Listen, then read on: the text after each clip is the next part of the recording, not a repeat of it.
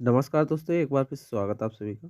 आपका अपने YouTube channel study look पर। तो आज की ये क्लास जो होने वाली है वो आपकी सॉफ्टवेयर इंजीनियरिंग की महा मैराथन क्लास होने वाली है, जिसमें हम आपको करीब पार्ट 1 में जितना भी आज आपका सिलेबस हो पाएगा वो करा देंगे। और जो पार्ट सेकंड है उसमें जितना आपका सिलेबस बचेगा वो हम उसमें कवर करा देंगे। सभी मोस्ट इम्पोर्टेंट क्वेश्चंस हैं और संपूर्ण सिलेबस एक ही वीडियो में हम कवर कराने की सोच रहे थे, लेकिन हम आपको 2 वीडियो उपलब्ध कराएँगे जिसके माध्यम से आपको अच्छी से समझ में आ जाएगा। तो सबसे पहले तो आप सभी स्टूडेंट चैनल को सब्सक्राइब कर लें, जिन्होंने अभी तक चैनल सब्सक्राइब नहीं किया है, और जो स्टूडेंट चैनल पर नए हैं वो भी सब्सक्राइब कर लें। और जल्दी से वीडियो शुरू होने वाली है। जब तक आप अपने दोस्तों के साथ व्हाट्सएप ग्रुप या टेलीग्राम वगैरह में इस वीडियो का लिंक ज़रूर शेयर करें। तो यहाँ पर हम बात करेंगे सॉफ्टवेयर इंजीनियरिंग कि सॉफ्टवेयर इंजीनियरिंग क्या होती है। पूरा सब्जेक्ट है आपका, और ये आपका सीएस और आईटी यानी कि दोनों ब्रांचों में पढ़ाया जाता है। और बेसिकली ये जो आपका सब्जेक्ट है काफ़ी ज़्यादा सिंपल है, और सारा जो आपका इसमें से सिलेबस है वो सभी इसमें आपको हम करा चुके हैं। सब पूरा सिलेबस आपका कंप्लीट करा चुके हैं। चैनल पर प्लेलिस्ट बन चुकी है, जाकर आप देख सकते हैं। और इसका जो पीडीएफ नोट्स है वो आपको हमारे टेलीग्राम पर अवेलेबल करा दिया है, वहाँ पर आप इसका पीडीएफ डाउनलोड कर सकते हैं। तो यहाँ पर हम शुरुआत कर लेते हैं। जैसे कि यहाँ पर हम बात करें कि इसका जो चैप्टर फर्स्ट है, तो चैप्टर फर्स्ट जो है आपका वो है इंट्रोडक्शन टू सॉफ्टवेयर इंजीनियरिंग, जिसका हिंदी में अर्थ होता है सॉफ्टवेयर इंजीनियरिंग का परिचय। यानी कि जिसमें आप जानेंगे कि सॉफ्टवेयर इंजीनियरिंग आखिर में क्या होती है। तो यहाँ पर पहला ही हेडिंग हमने लिख रखा है कि सॉफ्टवेयर इंजीनियरिंग। अब देखो भाई, सॉफ्टवेयर इंजीनियरिंग क्या होती है इसके बारे में अगर कहा जाए, तो सॉफ्टवेयर इंजीनियरिंग एक ऐसी टेक्निक है या एक ऐसी इंजीनियरिंग है जिसमें कंप्यूटर सिस्टम तथा किसी अन्य इलेक्ट्रॉनिक डिवाइस के लिए सॉफ्टवेयर का निर्माण किया जाता है। यानी कि जिसमें आपका कंप्यूटर सिस्टम होगा, और तथा जितने भी आपका कोई अलग डिवाइस या इलेक्ट्रॉनिक डिवाइस है उसके निर्माण यानी कि उसके डिवाइस के लिए जो भी हम सॉफ्टवेयर बनाएंगे, उसका बनाने की जो विधि होती है, जो उसका निर्माण होता है, डेवलपमेंट होता है, वो सॉफ्टवेयर इंजीनियरिंग के अंतर्गत आता है। यानी कि किसी सॉफ्टवेयर को यहाँ पर डेवलपमेंट करने की जो विधि होती है वो आपकी सॉफ्टवेयर इंजीनियरिंग के अंतर्गत आती है। और सीधी सी सिंपल सी भाषा में अगर कहा जाए आपसे कि सॉफ्टवेयर इंजीनियरिंग आखिर में क्या होती है, तो सॉफ्टवेयर इंजीनियरिंग एक ऐसी प्रोसेस है, एक ऐसी प्रक्रिया है जिसमें यूज़र की ज़रूरतों को एनालाइज किया जाता है। यानी कि जो यूज़र की, यानी कि जो हमारा यूज़र होता है उसकी जो ज़रूरत होती है, उनकी ज़रूरतों को एनालाइज किया जाता है। यानी कि उनको ज़रूरत जो होती है उनका विश्लेषण किया जाता है, और इन ज़रूरतों के आधार पर एक सॉफ्टवेयर को डेवलप किया जाता है, यानी कि एक सॉफ्टवेयर को बनाया जाता है। इसी को सॉफ्टवेयर इंजीनियरिंग कहते हैं। और सॉफ्टवेयर इंजीनियर प्रोग्रामिंग तथा डिजाइनिंग करके इन सॉफ्टवेयर तथा एप्लीकेशन का निर्माण करते हैं। यानी कि जो आपके सॉफ्टवेयर इंजीनियर होते हैं उनको बेसिकली कोडिंग वगैरह या प्रोग्रामिंग लैंग्वेज तथा डिजाइनिंग वगैरह आती है, और वो इन चीज़ों का इस्तेमाल करके एक सॉफ्टवेयर का निर्माण करते हैं, एक एप्लीकेशन का निर्माण करते हैं।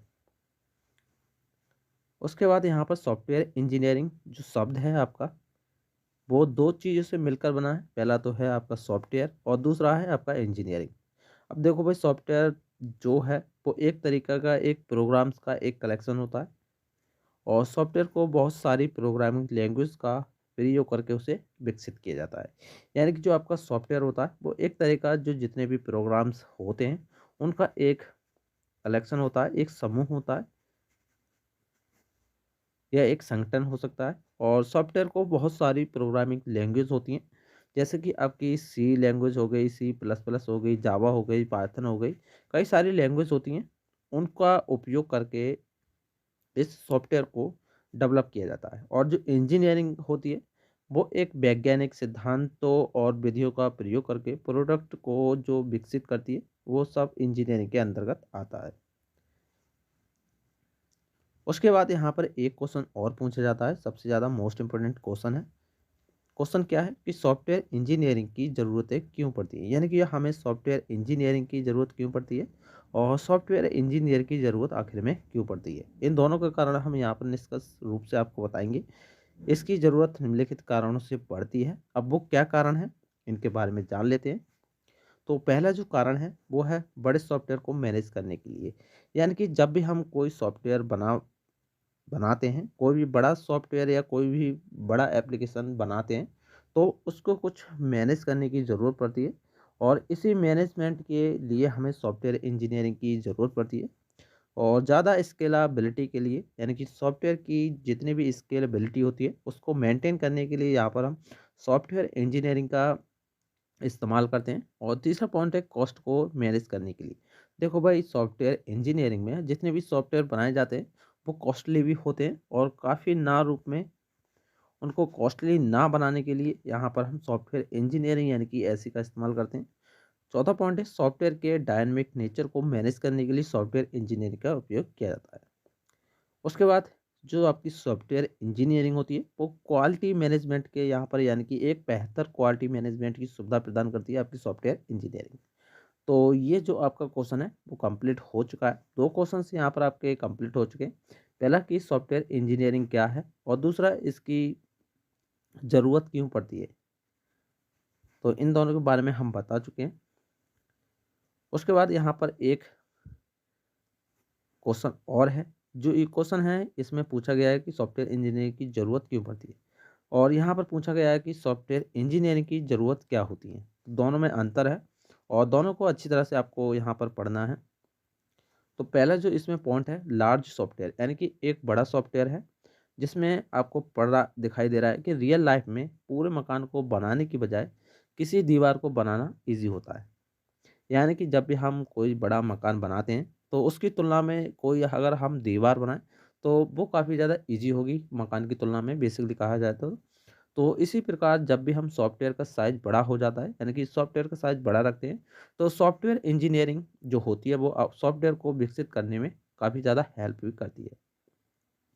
दूसरा पॉइंट है स्केलेबिलिटी। देखो भाई, यदि हम सॉफ्टवेयर का डेवलपमेंट साइंटिफिक या इंजीनियरिंग कंसेप्ट के आधार पर करते हैं तो नए सॉफ्टवेयर को बनाना जो होता है वो काफ़ी ज़्यादा ईजी भी हो जाता है। उसके बाद कॉस्ट है। देखो भाई, सॉफ्टवेयर इंजीनियरिंग की जो प्रक्रिया होती है उसको फॉलो हम अगर करें तो जो हमारा सॉफ्टवेयर है और जो उसकी कॉस्ट है, अगर दोनों पर हम काम कर सकते हैं तो उसके लिए हमें सही प्रोसेस और फॉलोशिप की ज़रूरत पड़ती है। यानी कि यहाँ पर कहने का मतलब जो है कि सॉफ्टवेयर इंजीनियरिंग की प्रक्रिया को फॉलो करके हम सॉफ्टवेयर के कॉस्ट को कम कर सकते हैं और इसके लिए हमें सही प्रोसेस को फॉलो करना होता है। उसके बाद यहाँ पर चौथा पॉइंट है डायनेमिक नेचर, यानी कि सॉफ्टवेयर का जो नेचर होता है, जो स्वभाव होता है, वो हमेशा यहाँ पर चेंज होता रहता है, बदलता रहता है और इसमें समय के अनुसार चेंज करने की आवश्यकता भी होती है। इसमें सॉफ्टवेयर इंजीनियरिंग का जो अहम भूमिका होती है वो यहाँ पर ज़्यादातर रखी जाती है।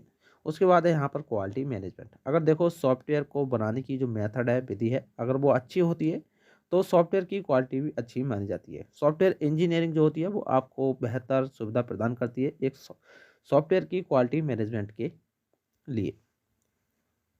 उसके बाद यहाँ पर सॉफ्टवेयर इंजीनियरिंग के कुछ लाभ दिए गए हैं, इनके बारे में अच्छी तरह से जान लेते हैं। तो एक एक करके सभी के बारे में बात करेंगे। पहला जो है, तो पहला जो लाभ है इसका, पहला जो बेनिफिट है वो यही है कि यह बड़े सॉफ्टवेयर की कॉम्प्लेक्सिटी को कम करता है। कॉम्प्लेक्सिटी का मतलब होता है एक तरीके से कठिनता को कम करता है। बड़ा सॉफ्टवेयर हमेशा कॉम्प्लिकेटेड और चैलेंजिंग होता है, यानी कि जो आपका बड़ा सॉफ्टवेयर होता है वो काफ़ी ज़्यादा कॉम्प्लिकेटेड भी होता है और चैलेंजिंग भी होता है। अब सॉफ्टवेयर इंजीनियरिंग के द्वारा बड़े प्रोजेक्ट की कॉम्प्लेक्सिटी होती है, कठिनता होती है, उसको कम किया जा सकता है क्योंकि यह जो बड़े प्रॉब्लम्स को छोटी प्रॉब्लम्स में तोड़ देता है, जिससे जो छोटी प्रॉब्लम्स होती हैं उन्हें आसानी से यहाँ पर सॉल्व यानी कि हल किया जा सकता है। दूसरा पॉइंट यही है इसका कि यह सॉफ्टवेयर की कॉस्ट, यानी कि जो मूल्य होता है, जो उसका खर्च होता है, उसको काफ़ी ज़्यादा कम भी कर देता है। तीसरा पॉइंट कि यह सॉफ्टवेयर को डेवलप करने में जितना भी टाइम लगता है उसे काफ़ी ज़्यादा कम भी कर देता है। चौथा पॉइंट है कि इसके द्वारा जो बड़े प्रोजेक्ट होते हैं उन्हें जो हैंडल करने की क्रिया होती है, उन्हें यानी कि उन्हें हैंडल करना काफ़ी ज़्यादा ईजी भी होता है और बड़े प्रोजेक्ट को कुछ दिनों में पूरा नहीं किया जा सकता है क्योंकि जो इसमें समय होता है काफ़ी ज़्यादा लगता है और इसके लिए बहुत ज़्यादा प्लानिंग भी करनी पड़ती है। अगर हम सॉफ्टवेयर इंजीनियरिंग के मेथड्स को फॉलो करते हैं तो बड़े प्रोजेक्ट को काफ़ी ज़्यादा आसानी से हैंडल कर सकते हैं। उसके बाद यहाँ पर पाँचवा पॉइंट है आपका, इसमें सॉफ्टवेयर रिलीजेबल बनता है, अर्थात सॉफ्टवेयर सिक्योर होगा और उसमें जो बग्स हैं वो भी नहीं आएंगे। छठा पॉइंट है कि सॉफ्टवेयर इंजीनियर की मदद से जो सॉफ्टवेयर होता है वो ज़्यादा इफेक्टिव यानी कि प्रभावी हो जाता है। तो इसलिए यहाँ पर सॉफ्टवेयर इंजीनियरिंग का इस्तेमाल किया जाता है एक सॉफ्टवेयर को डेवलप करने के लिए। यहाँ पर इसकी कुछ विशेषताएं हैं, ये भी काफ़ी ज़्यादा मोस्ट इम्पोर्टेंट है। जब भी आपका क्वेश्चन आएगा तो विशेषताएं ज़रूर पूछेगा, और जब ये क्वेश्चन पूछा जाता है कि सॉफ्टवेयर इंजीनियरिंग क्या है तो आपको बेसिकली पूरा करके आना है, यानी कि सॉफ्टवेयर इंजीनियरिंग क्या होती है और इसकी विशेषताएं भी आपको लिखनी है, और इसके सिद्धांत क्या होते हैं वो भी आपको लिखने हैं, और लाभ हानि वगैरह सब पूरा क्वेश्चन आपको करके आना है। 5 नंबर का आपका क्वेश्चन आता है, तो बेसिकली आपको अच्छी तरह से ये क्वेश्चन करके आना है। यहाँ पर कैरेक्टरिस्टिक्स ऑफ सॉफ्टवेयर, यानी कि सॉफ्टवेयर की क्या क्या विशेषता होती हैं उनके बारे में यहाँ पर बात करेंगे। और जो पहली है यहाँ पर, जो इसका पहला फीचर्स है वो जान लेते हैं। पहला है रोबस्टनेस, यानी कि सॉफ्टवेयर में रोबस्टनेस होनी चाहिए जिससे कि सॉफ्टवेयर में डिफेक्ट तथा फेलियर को डिटेक्ट किया जा सके।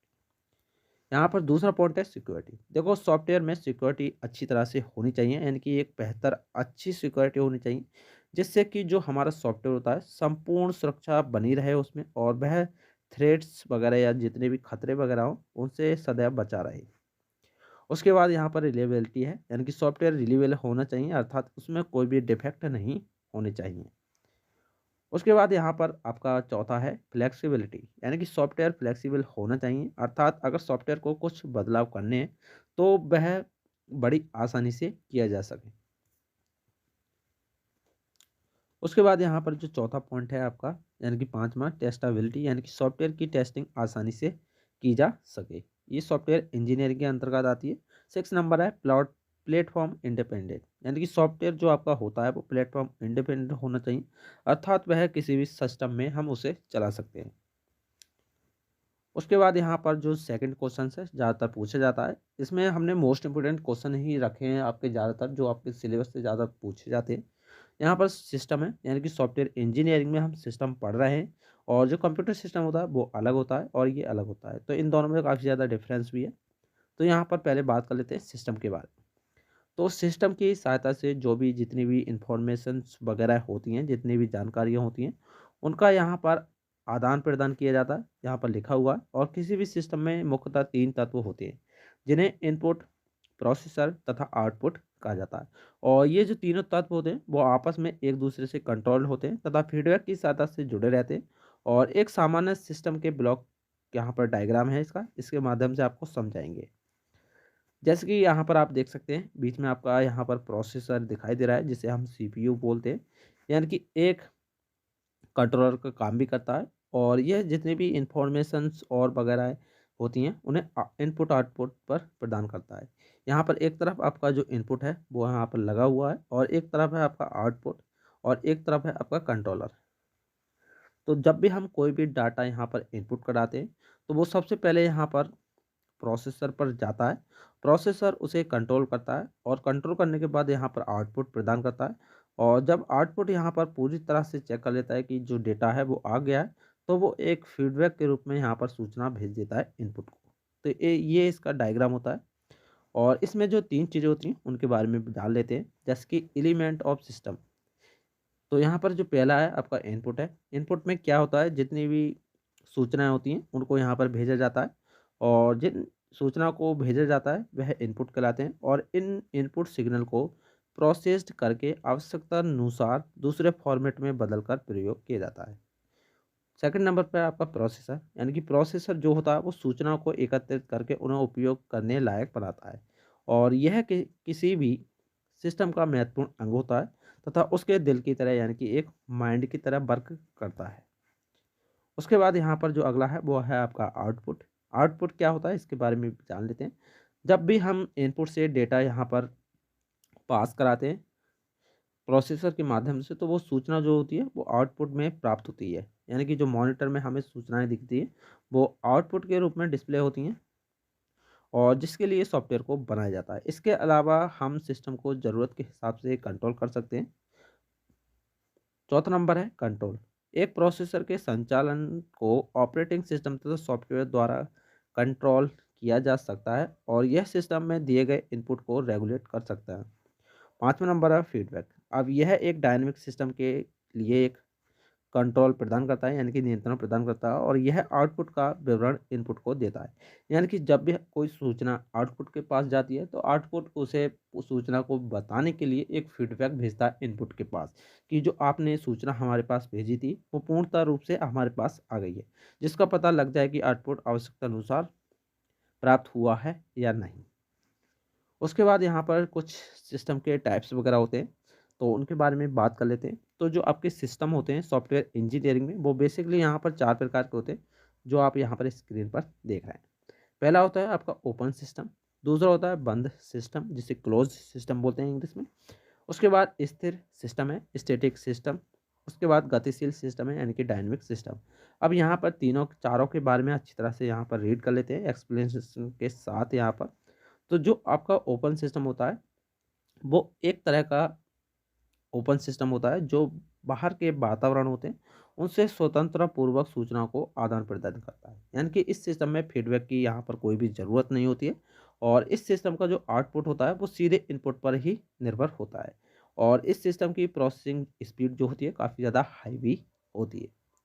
उसके बाद यहाँ पर क्लोज सिस्टम है और क्लोज सिस्टम जो होता है यहाँ पर जो आपका आउटपुट होता है वो इनपुट के साथ फीडबैक पर भी निर्भर होता है, यानी कि इस प्रोसेसिंग की स्पीड जो होती है काफ़ी ज़्यादा कम भी होती है।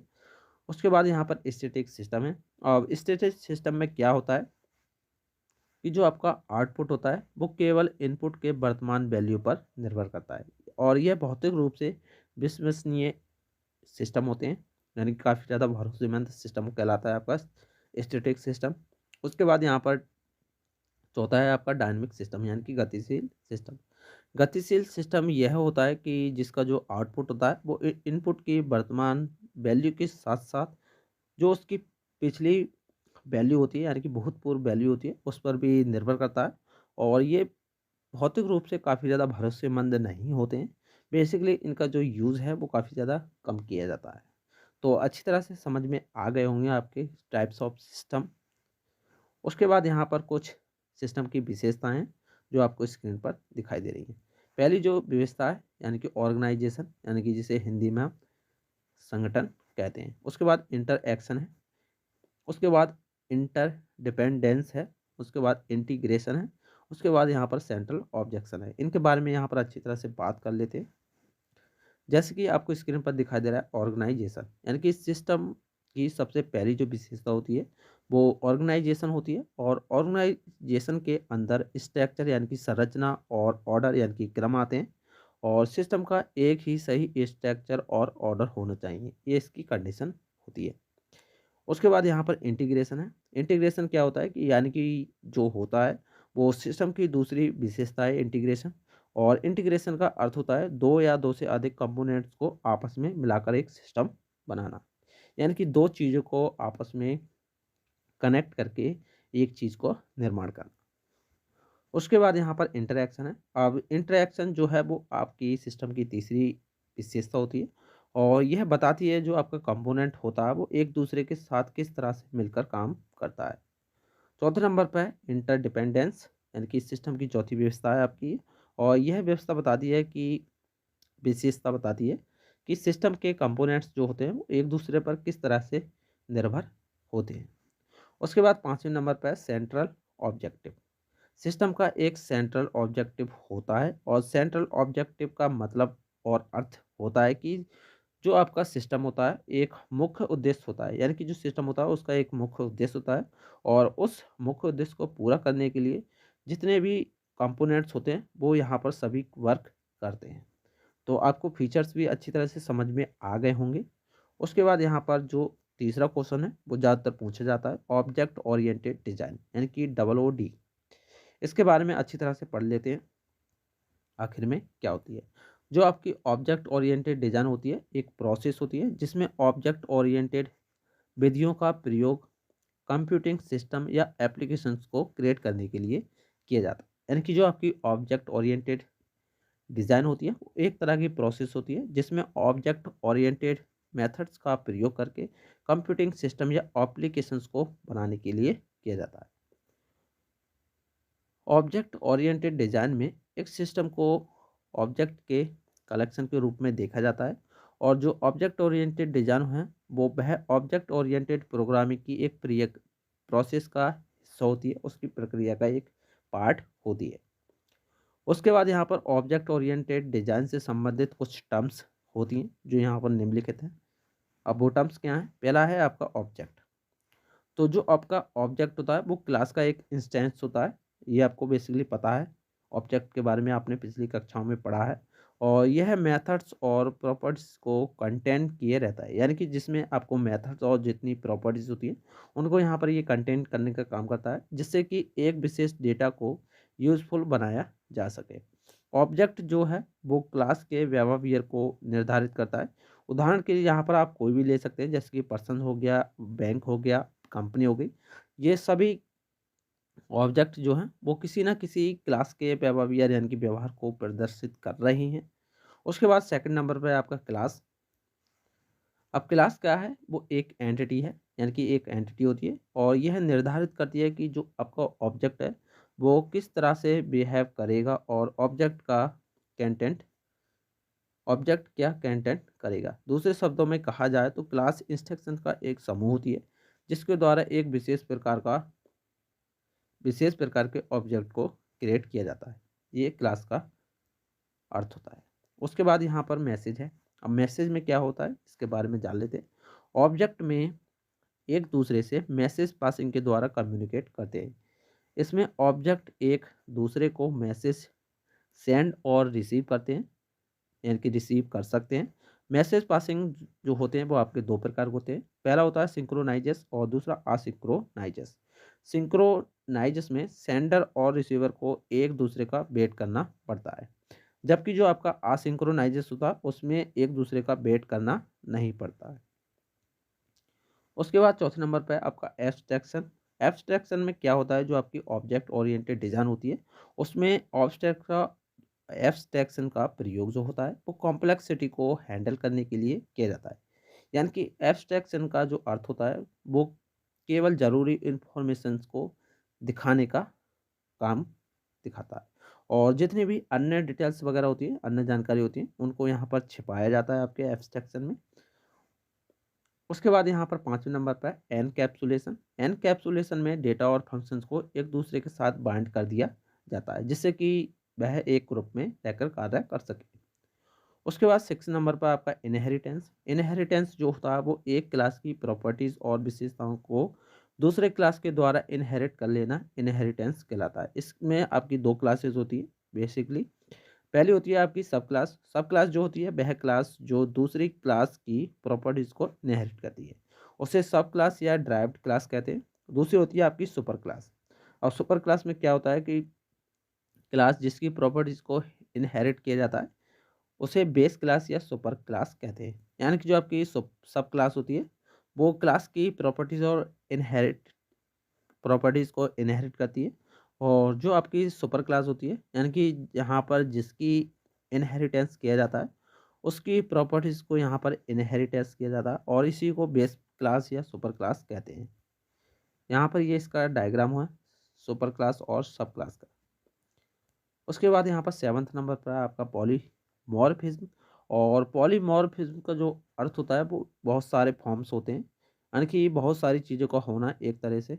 और सरल शब्दों में अगर कहा जाए तो पॉलीमॉर्फिज्म एक मैसेज को एक से अधिक फॉर्म्स में डिस्प्ले करने की क्षमता रखती है। यानी कि एक मैसेज को यहाँ पर ये कितनी डिस्प्ले में, ज़्यादा से ज़्यादा यहाँ पर बहुत सारी डिस्प्ले में ये उसको दिखाने की क्षमता प्रदान करता है आपका पॉलीमॉर्फिज्म। उसके बाद यहाँ पर पॉलीमॉर्फिज्म का जो रियल लाइफ उदाहरण है वो आप यहाँ पर देख सकते हैं। जैसे कि यहाँ पर लिखा हुआ है कि एक व्यक्ति के एक समय में बहुत सारे कैरेक्टरिस्टिक्स हो सकते हैं, चाहे वो वह एक ही समय में किसी का पति, किसी का भाई और एक बेटा हो सकता है। ये इसका बहुत अच्छा उदाहरण है आपका पॉलीमॉर्फिज्म का। और ये जो है आपको अच्छी तरह से समझ में आ गया होगा ऑब्जेक्ट ओरिएंटेड डिज़ाइन। और इसमें एक क्वेश्चन और पूछा जाता है यहाँ पर, ऑब्जेक्ट ओरिएंटेड डिज़ाइन और फंक्शन ओरिएंटेड डिज़ाइन में डिफरेंस आखिर में क्या होता है। तो यहाँ पर ये आपको स्क्रीन पर दिखाई दे रहा है इंग्लिश में, लेकिन हम यहाँ पर हिंदी में भी आपको समझा देते हैं अच्छी तरह से। और यहाँ पर तुलना कारक है आपका, और एक तरफ है आपका फंक्शन ओरिएंटेड डिज़ाइन यानी कि FOD, और एक तरफ है आपका ऑब्जेक्ट ओरिएंटेड डिज़ाइन। तो इनमें जो तुलना है वो भी आपको समान दिख रही है, जैसे कि मतिहीनता यानी कि मूल सार जो उपयोगकर्ता होते हैं को दिया जाता है और वास्तविक दुनिया के कार्य। तो ये जो है आपको अच्छी तरह से समझ में नहीं आएगा। यहाँ पर आपको अच्छी तरह से समझ लेते हैं। जैसे कि यहाँ पर एब्स्ट्रैक्शन की बात की जाए तो इसमें जो एब्स्ट्रैक्शन होते हैं बेसिक्स होते हैं, यानी कि which are given the user और रियल वर्ल्ड फंक्शन, यानी कि जो फंक्शन ओरिएंटेड डिज़ाइन होती है ऑफ FOD, उसमें आपका जो एब्स्ट्रैक्शन होता है वो एक बेसिक एब्स्ट्रैक्शन होता है, जिसमें क्या होता है कि यह एक यूज़र को रियल वर्ल्ड फंक्शंस प्रदान करता है। ऑब्जेक्ट ओरिएंटेड डिज़ाइन में आपकी जो एब्स्ट्रैक्शन होते हैं वो रियल वर्ल्ड फंक्शन यहाँ पर प्रदान नहीं करते हैं, बल्कि वो एक डेटा एब्स्ट्रैक्शन प्रदान करते हैं, जिसमें बहुत सारी एंटिटीज का यहाँ पर प्रदर्शन किया जाता है। उसके बाद यहाँ पर फंक्शन है आपका। अब यहाँ पर FOD में बहुत सारे फंक्शंस के ग्रुप एक साथ मिलकर एक हाई लेवल फंक्शन का यहाँ पर प्रदान करते हैं, यानी कि प्राप्त होते हैं। और यहाँ पर आपका OOD में क्या होता है कि यहाँ पर एक फंक्शंस बहुत सारे ग्रुप बनाकर एक साथ मिलकर एक बेसिक डेटा का यहाँ पर ऑपरेशन करते हैं, और जिसमें आपकी क्लासेस उनके तरीकों के साथ यहाँ पर कंबाइन होती हैं। उसके बाद एग्जीक्यूशन है, और यहाँ पर FOD की बात की जाए तो carried out using structure analysis and structure design, जैसे कि डेटा फ्लो डायग्राम में आपका यूज़ किया जाता है, वो तरीका यहाँ पर होता है आपका। और OOD में आपका जो UML होता है उसका जो तरीका होता है बेसिकली यहाँ पर यूज़ किया जाता है। तो ये जो है आपके सिलेबस में ज़्यादातर पूछा नहीं जाता है, तो आपको अच्छी तरह से ये समझ में आ गया होगा। तो यहाँ पर जो है आपका फर्स्ट चैप्टर कंप्लीटली हो चुका है, और इसमें हमने आपको करीब 3 क्वेश्चंस करा दिए हैं जो काफ़ी ज़्यादा मोस्ट इम्पोर्टेंट है।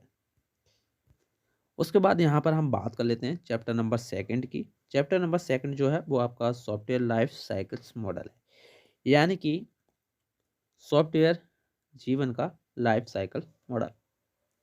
इसमें कई सारे आपके मॉडल्स हैं जो हम यहाँ पर हम बात करेंगे, और सभी जो मॉडल्स हैं आपके लिए बहुत ज़्यादा इम्पोर्टेंट भी हैं।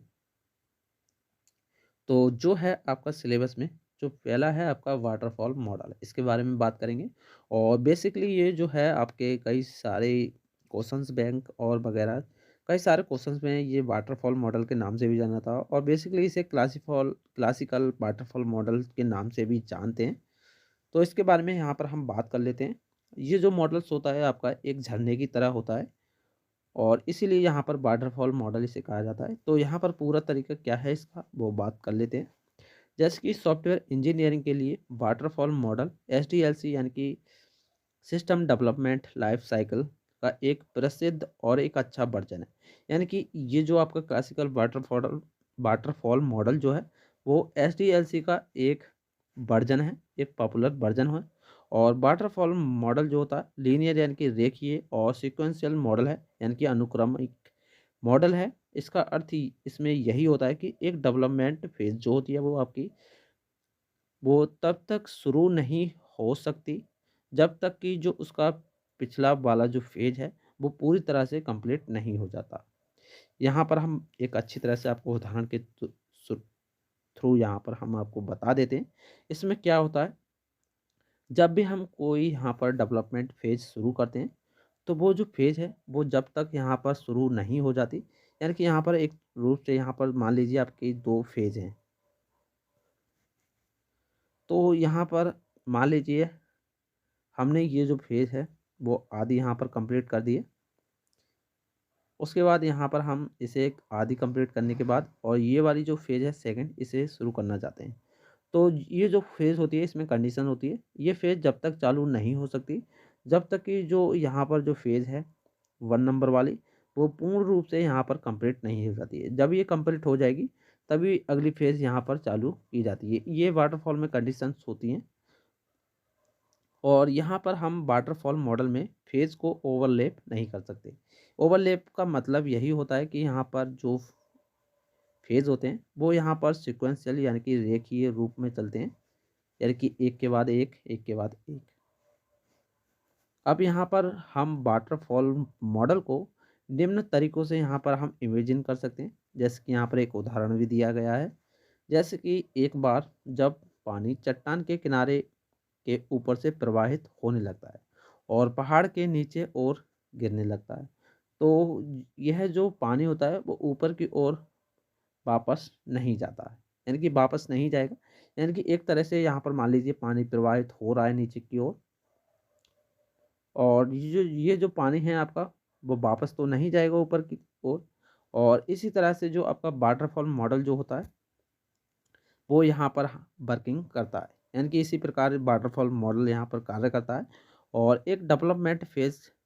एक फेज़ पूरा हो जाता है तो हम अगले फेज़ में चले जाते हैं, यानी कि एक रूप से जो हमारा फेज़ है वो कंप्लीट हो जाता है, तब हम उसके बाद यहाँ पर सेकंड फेज़ में यहाँ पर एंट्री करते हैं, लेकिन वापस पिछले फेज़ में नहीं जा सकते। ये इसकी एक और कंडीशन होती है। और वाटरफॉल मॉडल में एक फेज़ का आउटपुट दूसरे फेज़ के लिए इनपुट की तरह यहाँ पर कार्य करता है।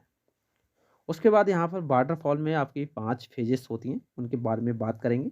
जैसे कि आप यहाँ पर चित्र में देख सकते हैं, कुछ इस तरह का आपका ये वाटरफॉल मॉडल होता है, यानी कि कुछ झरने की तरह जो आप स्क्रीन पर देख रहे हैं। इसमें जो फेजेस होती हैं वो 5 फेजेस होती हैं। पहली होती है रिक्वायरमेंट, यानी कि आवश्यकताएँ बोल सकते हैं। उसके बाद यहाँ पर डिज़ाइन है सेकंड नंबर पर, और तीसरे नंबर पर आपका इम्प्लीमेंटेशन है, चौथे नंबर पर वेरिफिकेशन है, और पाँचवें नंबर पर आपका मेंटेनेंस जिसे बोलते हैं रख रखाव। तो इनके बारे में यहाँ पर आपको एक्सप्लेनेशन करना है अच्छी तरह से एग्जाम में। पांचों पॉइंट्स आपको क्लियर लिखने हैं, एक के बाद एक के बाद, यानी कि एक सीक्वेंस में आपको लिखने हैं। तो यहाँ पर इनके बारे में अच्छी तरह से बात कर लेते हैं। तो जैसे कि पहला जो आपका है वो रिक्वायरमेंट फेज़ है। अब यहाँ पर क्या होता है अच्छी तरह से जान लेते हैं। रिक्वायरमेंट का मतलब क्या होता है, पहले तो ये समझना है आपको। इसका मीनिंग्स जो होता है वो होता है आवश्यकता, यानी कि रिक्वायरमेंट फेज़ में वाटरफॉल मॉडल का सबसे पहला फेज़ है। आपको ये मालूम है कि इस फेज़ में सिस्टम की जितनी भी रिक्वायरमेंट्स वगैरह होती हैं वो यहाँ पर एकत्रित की जाती हैं और तथा डॉक्यूमेंट की जाती हैं, यानी कि सभी रिक्वायरमेंट को यहाँ पर कलेक्ट किया जाता है, इकट्ठा किया जाता है और उन्हें एक डॉक्यूमेंट यानी कि एक कागज़ में कॉपी कर लिया जाता है। और यह फ़ेज़ जो होती है बहुत क्रूशियल होती है, क्योंकि इसी फ़ेज़ पर जो अगला फ़ेज़ है वो आधारित होता है। यानी कि ये जो फ़ेज़ है आपकी रिक्वायरमेंट फ़ेज़, अगर मान लीजिए ये आपकी फ़ेज़ कंप्लीट नहीं है तो जो इसमें अगला फ़ेज़ है वो कार्य नहीं हो सकता, यानी कि अगला फ़ेज़ जो है वो पूर्ण रूप से नहीं बन सकता, क्योंकि आपको पता है इसमें जो पहली फ़ेज़ है अगर वो कंप्लीट नहीं है, अगर हम दूसरी फ़ेज़ बनाना चाहते हैं तो नहीं बनेगी, क्योंकि जब तक हमारी जो पिछली फ़ेज़ है वो पूर्ण रूप से कंप्लीट नहीं हो जाती, जब तक हम अगली फ़ेज़ में नहीं जा सकते। इसकी कंडीशन होती है। उसके बाद यहाँ पर सेकंड है आपकी डिज़ाइन फ़ेज़। अब डिज़ाइन फ़ेज़ में क्या होता है, इस तथ्य पर आधारित होता है आपका डिज़ाइन फ़ेज़ कि सॉफ्टवेयर का जो निर्माण है किस प्रकार होगा। और डिज़ाइन फ़ेज़ का मुख्य उद्देश्य सॉफ्टवेयर सिस्टम का ब्लूप्रिंट तैयार करना। एक तरीके से मैप मान सकते हैं। मैप का मतलब होता है एक तरह से। उसके बाद यहाँ पर जिससे कि आने वाली फ़ेज़ पर किसी प्रकार की कोई दिक्कत का सामना ना करना पड़े। और रिक्वायरमेंट फ़ेज़ में जो भी हम रिक्वायरमेंट्स होती हैं उनका सॉल्यूशन यहाँ पर निकाला जाए, इसलिए यहाँ पर डिज़ाइन फ़ेज़ का यहाँ पर प्रतिपादन किया जाता है। उसके बाद यहाँ पर इम्प्लीमेंटेशन फ़ेज़ है और इस फ़ेज़ में हार्डवेयर और सॉफ्टवेयर तथा एप्लीकेशंस प्रोग्राम को इंस्टॉल किया जाता है तथा डेटाबेस को यहाँ पर इम्प्लीमेंट किया जाता है, यानी कि जो भी डेटाबेस डिज़ाइन वगैरह होती हैं वो सारी डिज़ाइंस यहाँ पर इम्प्लीमेंट की जाती हैं। इससे पहले कि जो डेटाबेस डिज़ाइन हो को इम्प्लीमेंट किया जाए, सॉफ्टवेयर की टेस्टिंग, कोडिंग तथा डबिंग प्रोसेस से होकर गुजरना पड़ता है। यानी कि जो आपकी डेटाबेस डिज़ाइन है उससे पहले यहाँ पर कुछ सॉफ्टवेयर की टेस्टिंग तथा कोडिंग तथा डबिंग प्रोसेस से होकर गुजरना पड़ता है। वाटरफॉल में ये जो है वो सबसे लंबे समय तक चलने वाला फेज़ होता है आपका इम्प्लीमेंटेशन। इसके अंदर आपकी कई सारी चीज़ें होती है, जैसे कि यहाँ पर सॉफ्टवेयर की टेस्टिंग, सॉफ्टवेयर की कोडिंग कैसे करनी है और सॉफ्टवेयर में कोई डबिंग वगैरह तो नहीं है, ये सब चेकिंग की जाती है आपकी इम्प्लीमेंटेशन फेज़ में। उसके बाद यहाँ पर 4th नंबर पे आपका वेरिफिकेशन फेज़, यानी कि वेरिफिकेशन फेज़ में क्या होता है कि इस फेज़ में सॉफ्टवेयर को वेरीफाई किया जाता है और यह एक एवलुएट किया जाता है कि हमने जो प्रोडक्ट है वो सही बनाया है। और इस पेज में विभिन्न प्रकार की टेस्टिंग की जाती है तथा सॉफ्टवेयर के हर एरिया में चेक किया जाता है। माना अगर हमने सॉफ्टवेयर को अच्छी तरह से वेरीफाई नहीं किया और उसमें कोई डिफेक्ट रह जाता है तो इसका इस्तेमाल कोई नहीं करेगा। इसलिए यहाँ पर वेरिफिकेशन आपको करना बहुत ज़्यादा इम्पोर्टेंट भी है और ये आपका चौथा फेज़ भी है। वेरिफिकेशन का एक और फ़ायदा होता है कि सॉफ्टवेयर के फेल होने का जो रिस्क है वो काफ़ी ज़्यादा कम भी हो जाता है। उसके बाद यहाँ पर जो है आपका अगला फेज़ है मेंटेनेंस फेज़, यानी कि इसमें रख-रखाव किया जाता है। किन सारी चीज़ों का किया जाता है उसके बारे में बात करेंगे। और जो आपका मेंटेनेंस फेज़ है वो वाटरफॉल मॉडल का यानी कि लास्ट वाला फेज़ होता है, जिसमें हम सिस्टम बन के हमारा जो सिस्टम है वो पूर्ण रूप से बनकर तैयार हो जाता है तथा यूज़र उसका प्रयोग करना शुरू कर देता है। तब जो प्रॉब्लम्स उसमें आती हैं तो उनको टाइम टू टाइम हल करना पड़ता है। तैयार सॉफ्टवेयर को समय अनुसार उसका ख्याल रखना तथा उसे मेंटेन रखना ही मेंटेनेंस कहलाता है। और एसडीएलसी में जो आपकी मेंटेनेंस होती है वो 3 प्रकार की होती हैं। पहले होती है करेक्टिव करेक्टिव दूसरी बात अडेप्टिव और परफेक्टिव। ये 3 प्रकार की आपकी मेंटेनेंस होती हैं मेंटेनेंस फेज यानी कि एसडीएलसी में। तो ये जो है आपका यहाँ पर अच्छी तरह से समझ में आ गया होगा क्या होता है आपका सॉफ्टवेयर इंजीनियरिंग में आपका वाटरफॉल मॉडल। अब इसके कुछ फ़ायदे और नुकसान भी जान लेते हैं आखिर में इसमें क्या क्या होते हैं। तो जैसा कि आपको यहाँ पर लाभ के बारे में बताएंगे हम आखिर में इसमें क्या लाभ होते हैं। पहला जो लाभ होता है इसे समझने में काफ़ी ज़्यादा ईजी होता है। दूसरा कि यह मॉडल उपयोग करने में काफ़ी ज़्यादा ईजी भी होता है और ये जो मॉडल है काफ़ी निर्धारित समय में कार्य को पूरा करता है। चौथा है इस मॉडल का उद्देश्य परिभाषित होता है, यानी कि जिसमें जो भी कार्य यहाँ पर किया जाता है वो एक रूप से प्रलेखीय होता है, यानी कि वो लिखा हुआ होता है। इस मॉडल के परिणाम जो होते हैं वो अच्छी तरह से डॉक्यूमेंटेड होते हैं।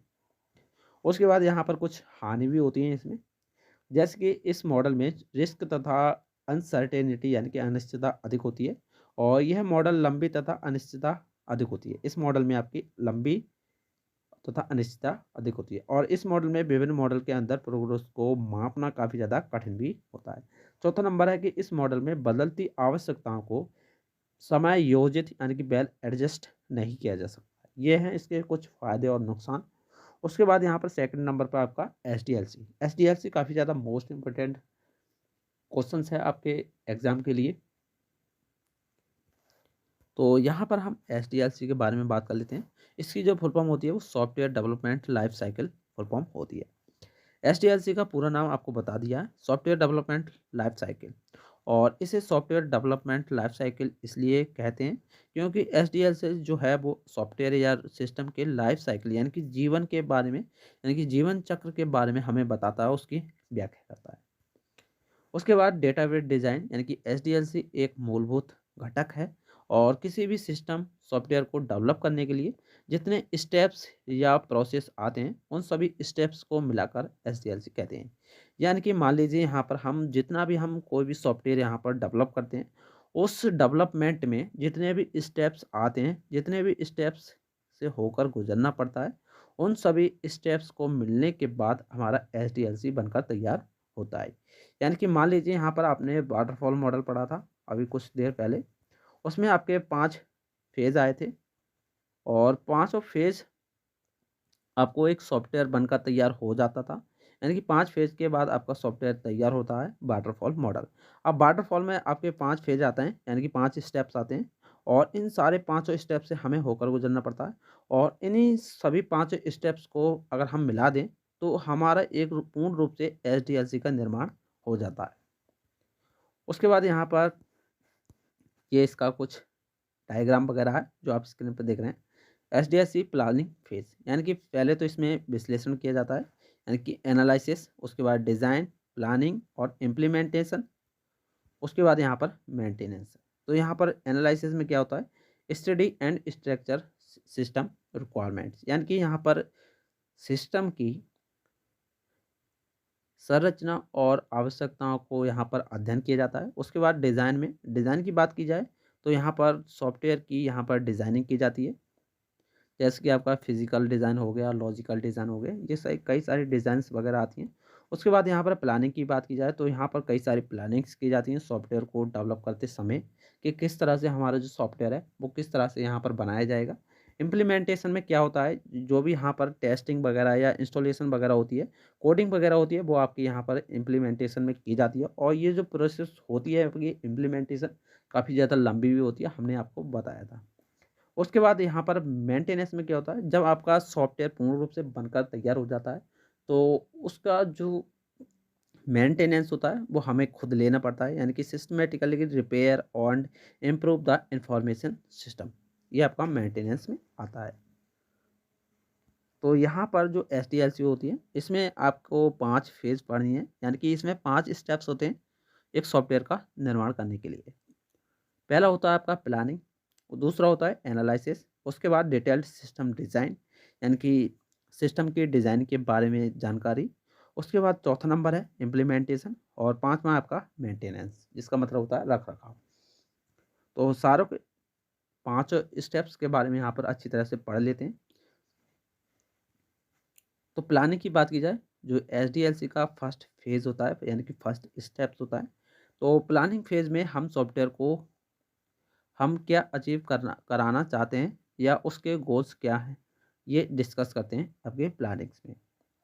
प्लानिंग फेज में सॉफ्टवेयर की क्वालिटी रिक्वायरमेंट तथा रिस्क आइडेंटिफिकेशन भी आते हैं, यानी कि इस फेज में हम यह देखते हैं जो वर्तमान में जो सिस्टम सॉफ्टवेयर है वह अपना काम सही तरीके से कर रहा है या नहीं। अगर वह सही से अपना काम कर रहा है तो उसे बदलने की कोई ज़रूरत नहीं। इसमें हम कॉस्ट को भी एवोल्यूएट करते हैं, यानी कि सिस्टम को डिज़ाइन करने में कितनी कॉस्ट की ज़रूरत पड़ेगी, ये सारी प्लानिंग्स हम प्लानिंग फेज़ में करते हैं।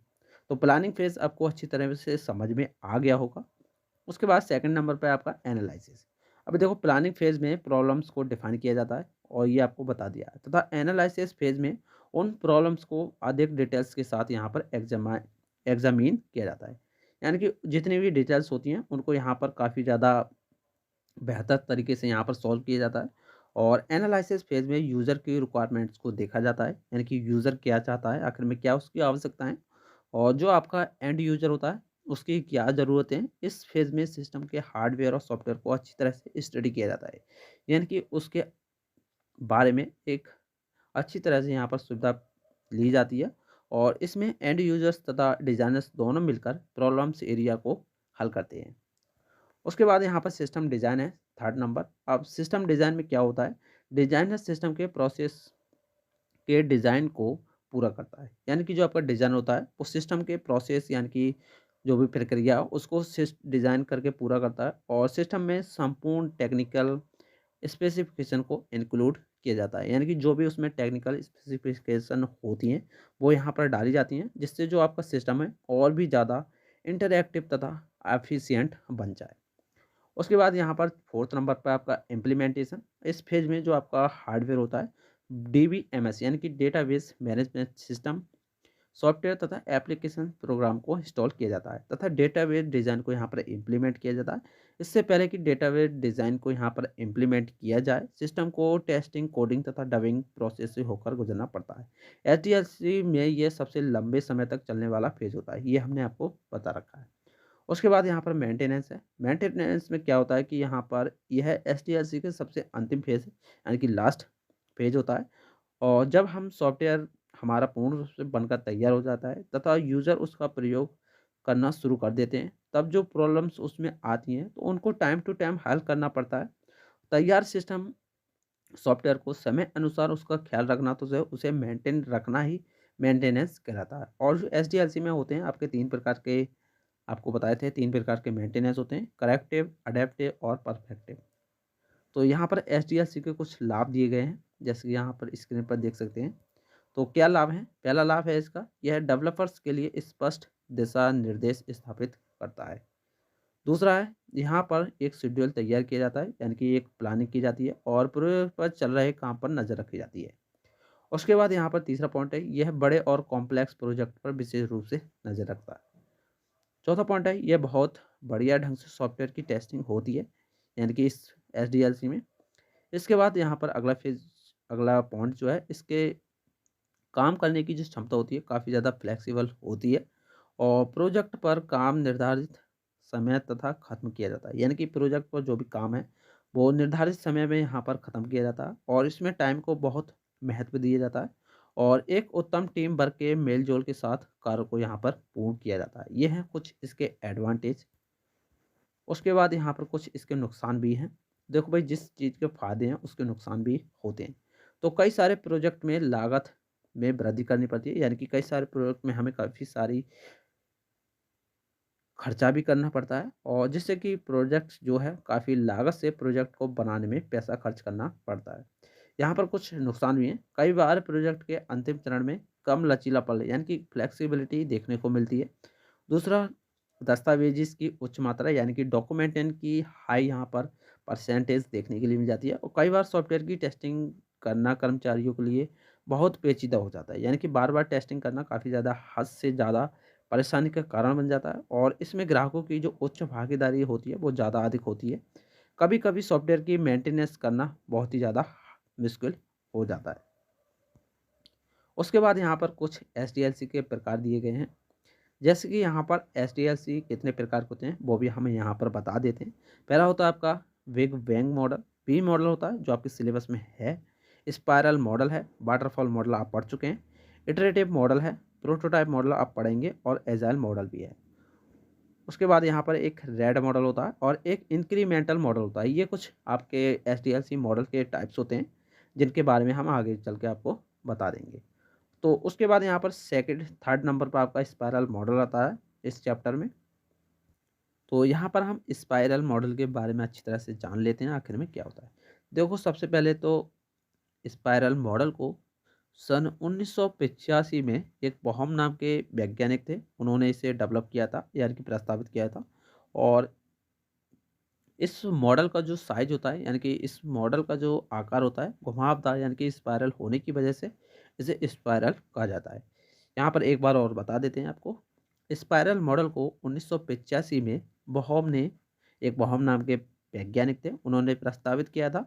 और इस मॉडल का आकार जो होता है वो घुमावदार यानी कि एक स्पाइरल होता है और उसी की वजह से इसे स्पाइरल मॉडल कहा जाता है। अब देखो, स्पाइरल मॉडल में वाटरफॉल मॉडल तथा प्रोटोटाइप मॉडल दोनों आते हैं। अर्थात यह वाटरफॉल मॉडल तथा प्रोटोटाइप मॉडल दोनों का कॉम्बिनेशन होता है, यानी कि इन दोनों को मिलाकर इस स्पाइरल मॉडल का यहाँ पर निर्माण किया जाता है। यानी कि इसमें आपका वाटरफॉल मॉडल भी होगा और एक तरफ आपका प्रोटोटाइप मॉडल भी होता है। तो वाटरफॉल मॉडल क्या होता है इसके बारे में आप पढ़ चुके हैं और प्रोटोटाइप क्या होता है इसके बारे में आप पढ़ेंगे। उसके बाद स्पाइरल मॉडल का प्रयोग बड़े प्रोजेक्ट के लिए यहाँ पर किया जाता है। छोटे प्रोजेक्ट में इसका प्रयोग नहीं किया जाता है तथा यह मॉडल बहुत अधिक एक्सपेंसिव यानी कि खर्चीला भी होता है। ये इसका डायग्राम है जो आप यहाँ पर देख रहे हैं, कुछ इस तरह से यहाँ पर होता है और इसके जो फेजेस वगैरह है, वो आप यहाँ पर देख सकते हैं। तो यहाँ पर हम इसके फेज भी पढ़ेंगे, जैसे कि यहाँ पर इसमें 5-4 फेज होते हैं जो आप स्क्रीन पर देख रहे हैं। पहला होता है प्लानिंग, जिसमें सॉफ्टवेयर की प्लानिंग की जाती है, किस तरह से उसको बनकर तैयार रखना है। उसके बाद यहाँ पर रिस्क एनालिसिस है, इंजीनियरिंग है, एवोल्यूशन है। ये 4 फेज़ इसमें दिए गए हैं आपके स्पाइरल मॉडल में। तो इनके बारे में अच्छी तरह से यहाँ पर पढ़ लेते हैं। तो यहाँ पर पहला जो पॉइंट है आपका, इसमें प्लानिंग फेज़ है। प्लानिंग फेज़ में जितनी भी हमारी रिक्वायरमेंट होती हैं, उनको यहाँ पर कलेक्ट किया जाता है और प्लानिंग फेज़ में हम सॉफ्टवेयर को हम क्या अचीव कराना चाहते हैं या उसके गोल्स क्या हैं, ये डिस्कस करते हैं प्लानिंग फेज में। उसके बाद सेकंड नंबर पर रिस्क एनालिसिस। इस फेज में हम जितने भी रिस्क होते हैं उनको यहाँ पर आइडेंटिफाई करते हैं, यानी कि उनको पहचानते हैं तथा अगर कोई रिस्क मिलता है तो उसका सॉल्यूशन निकाला जाता है आपका रिस्क एनालिसिस में। थर्ड नंबर पर आपका इंजीनियरिंग। इस फेज में कोडिंग तथा टेस्टिंग की जाती है सॉफ्टवेयर की, तथा सॉफ्टवेयर के डेवलपमेंट की जितनी भी प्रोसेस होती है इसी फेज के इसी फेज में यहाँ पर आती है। उसके बाद चौथे नंबर पर आपका एवोल्यूशन। इस फेज में जो भी सॉफ्टवेयर हम बनकर तैयार करते हैं उसको कस्टमर एवोल्यूट यानी कि मूल्यांकन करते हैं तथा अपना फीडबैक यहाँ पे प्रदान करते हैं। ये काफ़ी ज़्यादा सिंपल होता है स्पाइरल मॉडल, और कुछ बातें हमने जिसमें नहीं लिखी हैं वो आपको पता है बेसिकली, आप बड़ा चढ़ाकर यहाँ पर लिख सकते हैं। उसके बाद यहाँ पर कुछ इसके फ़ायदे और नुकसान भी हैं। जैसे कि यहाँ पर आप फ़ायदों की बात की जाए तो जो आपका स्पाइरल मॉडल होता है मोस्ट फ्लेक्सिबल मॉडल होता है, क्योंकि इसमें प्रोजेक्ट मैनेजर डिसाइड करता है कि इस प्रोजेक्ट को इस डेवलपमेंट फेज़ में रखना है। इसके लिए यहाँ पर मैनेजर रिक्वायरमेंट की कॉम्प्लेक्सिटी को यहाँ पर समझना होता है। इस मॉडल के अंदर एक फेज़ केवल रिस्क एनालिसिस करने के लिए भी है। स्पाइरल मॉडल के अंदर रिस्क बहुत कम है और स्पाइरल मॉडल के अंदर बेस्ट टेक्नोलॉजी का यूज़ किया जाता है। ये कुछ इसके बेनिफिट हैं और यहाँ पर कुछ इसके हानियाँ भी दी गई हैं, डिसएडवांटेज। तो पहली है, इस मॉडल का यूज़ स्मॉलर प्रोजेक्ट के लिए नहीं करते हैं, यानी कि छोटे प्रोडक्ट के लिए यहाँ पर इसका इस्तेमाल नहीं किया जाता है। इस मॉडल में रिस्क को एनालिसिस करने के लिए विशेष एक्सपर्ट होने चाहिए, यानी कि रिस्क एनालिसिस जो फेज़ है उसमें कुछ विशेष टीम का यहाँ पर प्रयोग किया जाता है और यहाँ पर पूछ रहा है कि विशेष एक्सपर्ट यहाँ पर होने चाहिए। स्पाइरल मॉडल में हाई कॉस्टली होता है और क्योंकि इसमें स्पेशल एक्सपर्ट चाहिए तो इसके लिए यहाँ पर रिस्क एनालिसिस के लिए काफ़ी ज़्यादा कॉस्टली पड़ जाता है और यह मॉडल काफ़ी ज़्यादा कॉम्प्लेक्स यानी कि एक कठिन होता है, क्योंकि इसमें बार बार रिस्क एनालिसिस करनी पड़ती है, यानी कि रिस्क को यहाँ पर आइडेंटिफाई करना पड़ता है। उसके बाद यहाँ पर प्रोटोटाइप मॉडल है, जो कि चौथा मॉडल है आपका सिलेबस का। तो यहाँ पर इसके बारे में बात कर लेते हैं। जो आपका प्रोटोटाइप मॉडल होता है, एक ऐसी एक्टिविटी है जिसमें सॉफ्टवेयर एप्लीकेशन के प्रोटोटाइप्स का निर्माण किया जाता है। सबसे पहले प्रोटोटाइप का निर्माण किया जाता है इसमें, फिर उस प्रोटोटाइप पर आधारित अंतिम अंतिम यानी कि लास्ट प्रोडक्ट का निर्माण किया जाता है। वाटरफॉल मॉडल की कमियों को दूर करने के लिए यहाँ पर प्रोटोटाइप मॉडल को डेवलप किया गया था।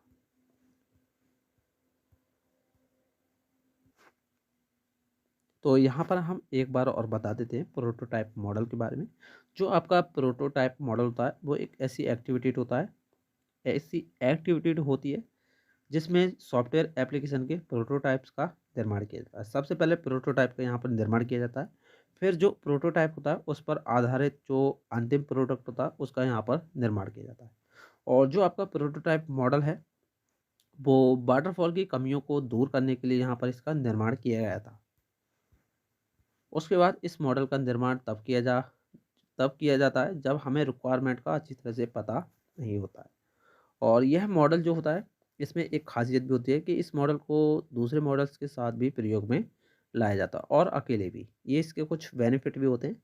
और इस मॉडल में एक और दिक्कत होती है कि इसमें एक एंड यूज़र और प्रोटोटाइप मॉडल से संतुष्ट नहीं है तो दोबारा नया प्रोटोटाइप मॉडल बनवा सकता है और जिससे इस मॉडल में बहुत पैसा तथा समय भी लग सकता है।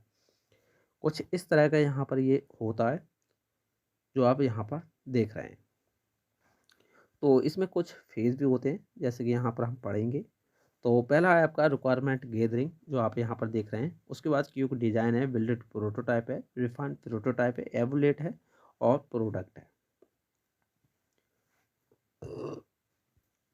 तो यहाँ पर जो आपका फेज़ है पहला रिक्वायरमेंट गैदरिंग, यानी कि आवश्यकताओं को यहाँ पर इकट्ठा किया जाता है। और प्रोटोटाइप मॉडल का सबसे पहला स्टेप रिक्वायरमेंट को एकत्रित करना होता है। वैसे तो कस्टमर रिक्वायरमेंट को कुछ खास पता नहीं होता है, लेकिन जो प्रमुख रिक्वायरमेंट होती हैं उनको यहाँ पर विस्तार पूर्वक डिफाइन कर लिया जाता है। दूसरा होता है बिल्ड द इनिशियल प्रोटोटाइप।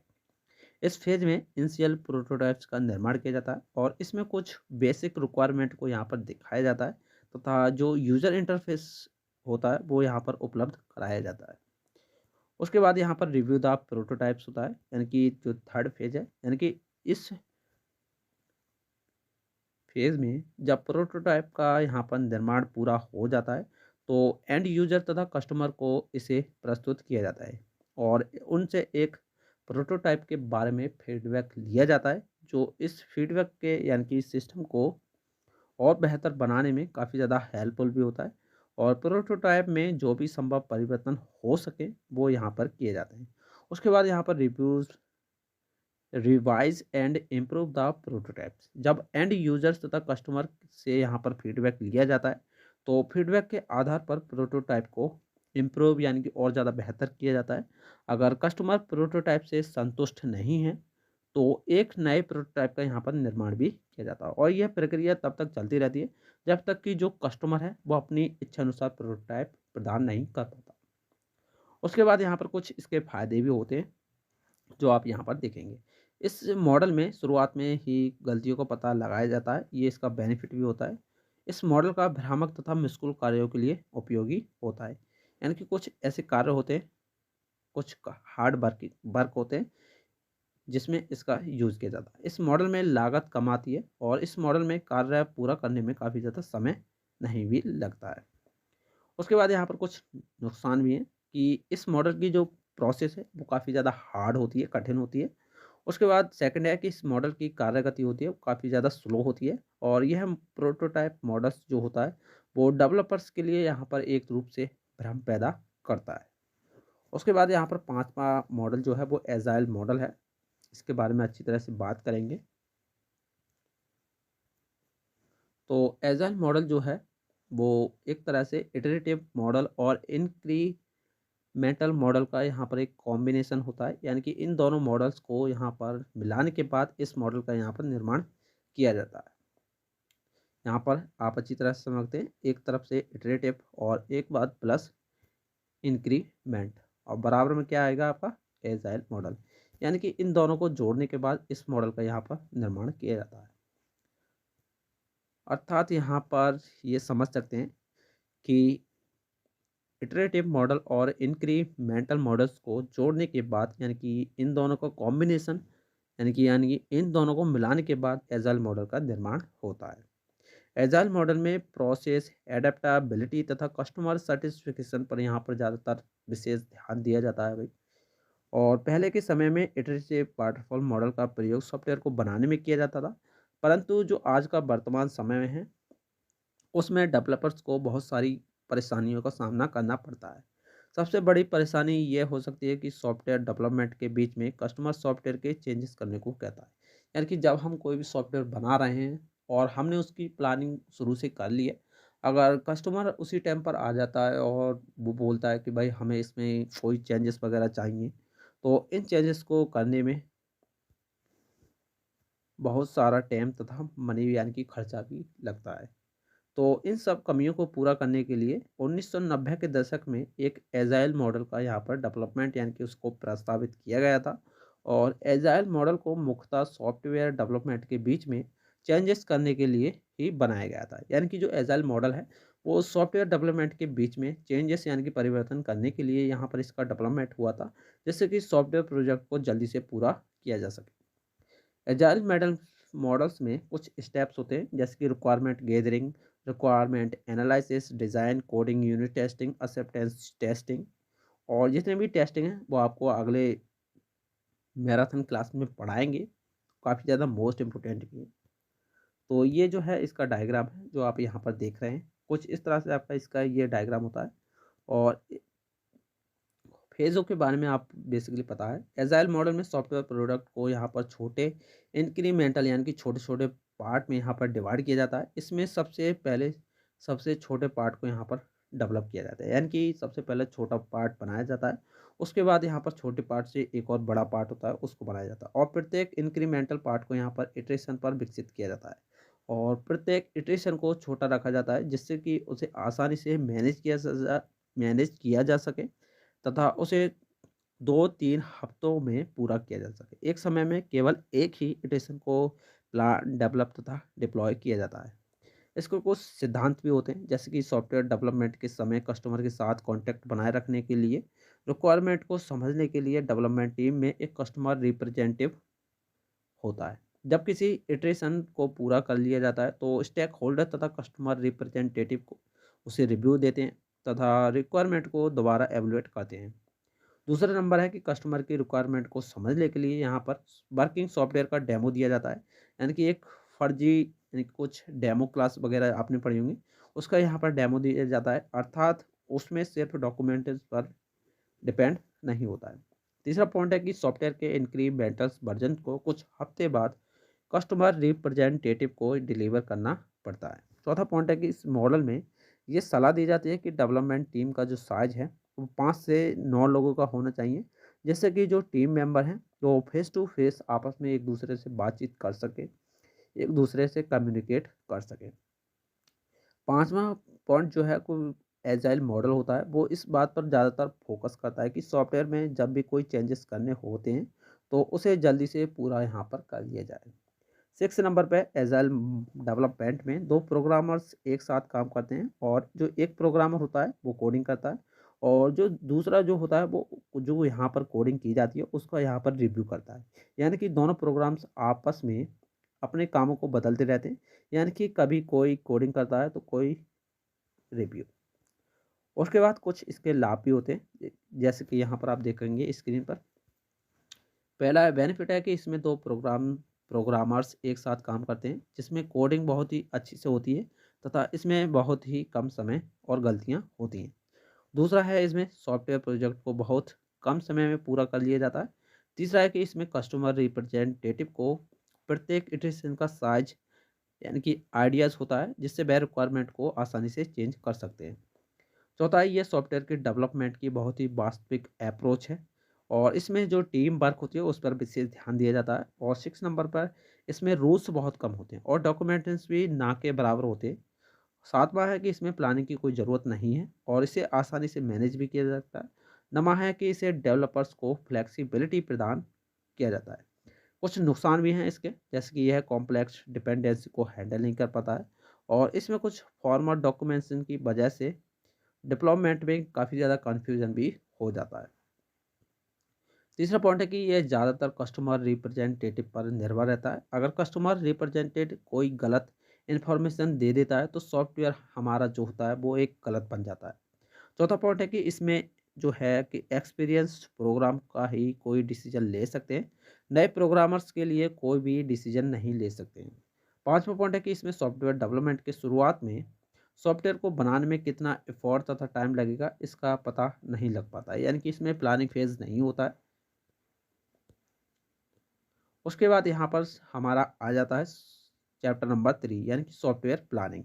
काफ़ी ज़्यादा मोस्ट इम्पोर्टेंट चैप्टर है आपका। तो यहाँ पर हम शुरुआत करेंगे इसकी कोकोमो मॉडल से, इसके बारे में हम बताएंगे। तो यहाँ पर हम बात करेंगे सॉफ्टवेयर प्लानिंग यानी कि सॉफ्टवेयर योजना चैप्टर के बारे में। और इसमें जो पहला क्वेश्चन होता है वो है आपका कोकोमो मॉडल। देखो इसका जो पूरा नाम होता है कोकोमो मॉडल का वो होता है कंस्ट्रक्टिव कॉस्ट मॉडल।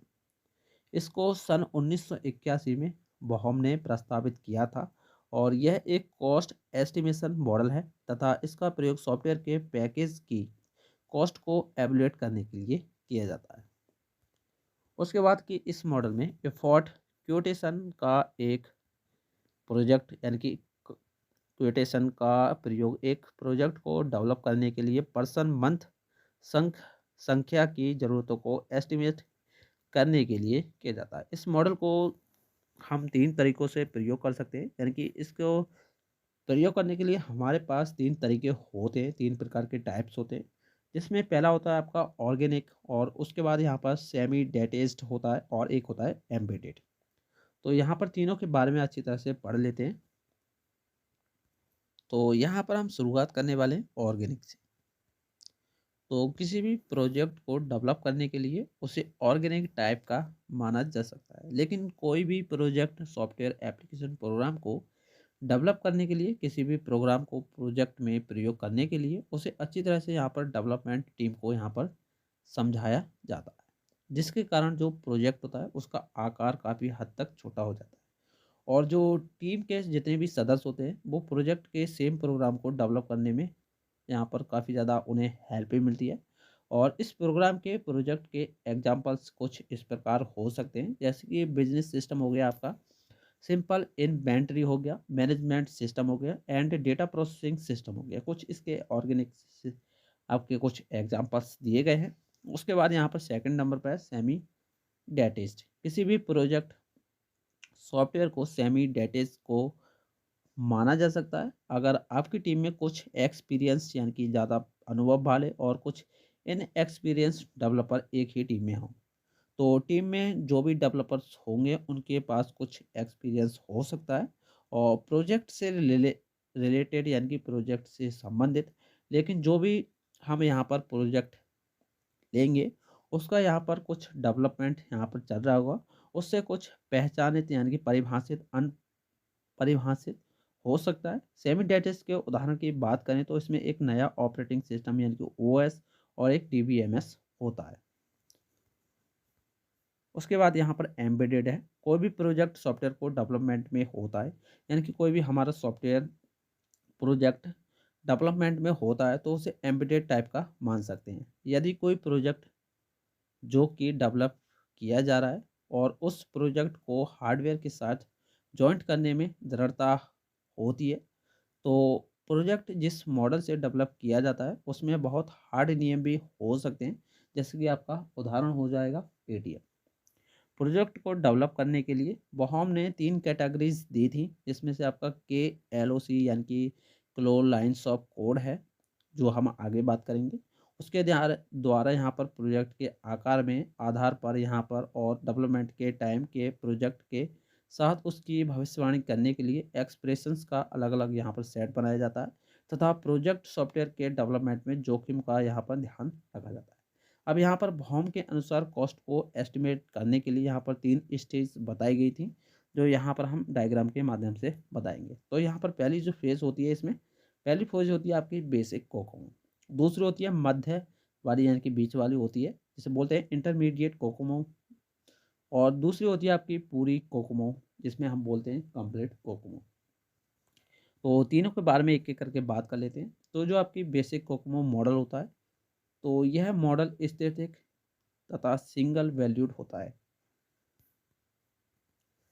यानी कि इसमें जो कि सॉफ्टवेयर डेवलपमेंट में एफर्ट तथा कॉस्ट को फंक्शंस के प्रोग्राम साइज की यहाँ पर कंप्यूट करता है, तथा प्रोग्राम साइज जो होता है वह अनुमानित यानी कि एस्टिमेटेड लाइन्स यानी कि एलओसी में यहाँ पर हम उसे व्यक्त करते हैं, और सामान्यतः इस मॉडल का प्रयोग छोटे तथा मध्यम आकार के सॉफ्टवेयर प्रोजेक्ट में इसका यूज किया जाता है। इस मॉडल में कॉस्ट को एस्टिमेशन करने के लिए कुछ सूत्र भी होते हैं, कुछ फॉर्मूलाज भी होते हैं, जो आप यहाँ पर पढ़ सकते हैं। को कोकोमे में जो बेसिक कॉस्ट फार्मूलाज होता है वो आप यहाँ पे देख सकते हैं। एफर्ट बराबर होता है A1 मल्टीप्लिकेशन KLOC और 2PM।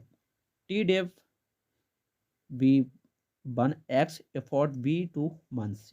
यहाँ पर समझने का मतलब होता है, यहाँ पर जो KLOC हो है वो सॉफ्टवेयर का अनुमानित आकार डिसाइड करता है, और जो A1 A2 V1 V2 वो होते हैं वो सॉफ्टवेयर की प्रत्येक कैटेगरी के यहाँ पर कुछ कांस्टेंट रखे जाते हैं, और जो आपका टी देव है वो सॉफ्टवेयर को विकसित करने के लिए अनुमानित समय हो सकता है, और एफर्ट जो होता है वो सॉफ्टवेयर को विकसित करने में लगा हुआ एफर्ट होता है, और जो PM होता है वो पर्सन मंथ है। उसके बाद यहाँ पर सेकंड नंबर पर आपका इंटरमीडिएट कोकोमो, और यह जो होता है वो बेसिक कोकोमो होता है, उसका एक अगला यानी कि उसका एक एक्सटेंशन होता है, और इंटरमीडिएट कोकोमो सॉफ्टवेयर डेवलपमेंट में एफर्ट को प्रोग्राम साइज के फंक्शन तथा कॉस्ट ड्राइवर के कंप्यूटर के समूह की तरह यहाँ पर कंप्यूट किया जाता है करता है, और कॉस्ट ड्राइवर के प्रोजेक्ट में लगे समय तथा एफर्ट को यहाँ पर निर्धारित करता है आपका इंटरमीडिएट मॉडल। यह मॉडल बेसिक मॉडल से बेहतर परिणाम यानी कि उससे काफ़ी ज़्यादा अच्छा रिजल्ट देता है, क्योंकि इसमें कुछ कॉस्ट ड्राइवर होते हैं उनका यहाँ पर इस्तेमाल किया जाता है। उसके बाद यहाँ पर कंप्लीट कोकोमो मॉडल है आपका, और यह जो होता है वो इंटरमीडिएट कोकोमो का अगला एक्सटेंशन होता है, यानी कि एक तरीके से वर्जन होता है, और यह मॉडल जो होता है वो इंटरमीडिएट मॉडल से काफ़ी ज़्यादा अलग भी होता है, क्योंकि यह प्रोजेक्ट के प्रत्येक फेज़ के लिए एफर्ट मल्टीप्लायर्स का यहाँ पर प्रयोग करता है। कंप्लीट कोकोमो में प्रत्येक सब सिस्टम की कॉस्ट को अलग अलग एस्टिमेट किया जाता है, और इस विधि के कारण यहाँ पर कुछ गलतियाँ जो होती हैं वो ना के बराबर भी होती हैं। बेसिक तथा इंटरमीडिएट कोकोमो की कमी यही है कि सॉफ्टवेयर प्रोजेक्ट को सिंगल होमोजीनियस एंटिटी की तरह यहाँ पर कंसीडर नहीं करता है, और इसी कमी को यहाँ पर कंप्लीट कोकोमो दूर कर पाता है। कंप्लीट कोकोमो एस्टिमेशन को कैलकुलेट करने के लिए बहुत ही जटिल प्रोड्यूसर का यहाँ पर प्रयोग करता है, और इस मॉडल में आपके 6 फेज होते हैं। जैसे कि यहाँ पर पहला फेज होता है प्लानिंग, यानी कि जिसमें हम प्लानिंग करते हैं, उसके बारे में जानते हैं, और यहाँ पर रिक्वायरमेंट है यानी कि कुछ जानकारी इकट्ठी वगैरह करते हैं। उसके बाद सिस्टम स्ट्रक्चर है, यानी कि जो हमारा सिस्टम है उसकी कुछ संरचना है, किस तरह से वो बनेगा उसके बारे में जानते हैं। कंप्लीट स्ट्रक्चर है जो अगला पॉइंट है आपका, इसमें अगला फेज है, उसमें जो हमारी संरचना है वो पूरी हो जाती है। उसके बाद यहाँ पर मॉड्यूल कोड तथा एंड टेस्टिंग है, यानी कि उसमें जो हमारा स्ट्रक्चर बनकर तैयार होता है उसकी यहाँ पर कोडिंग और टेस्टिंग की जाती है। इंटीग्रेशन एंड टेस्टिंग है। उसके बाद कॉस्ट कंस्ट्रक्शन मॉडल यहाँ पर अप्लाई किया जाता है। कुछ इसके लाभ और हानि भी पढ़ लेते हैं। तो जो होता है आपका कोकोमो मॉडल, वो ऐतिहासिक डेटा पर काम करता है और अधिक सटीक विवरण प्रदान करता है।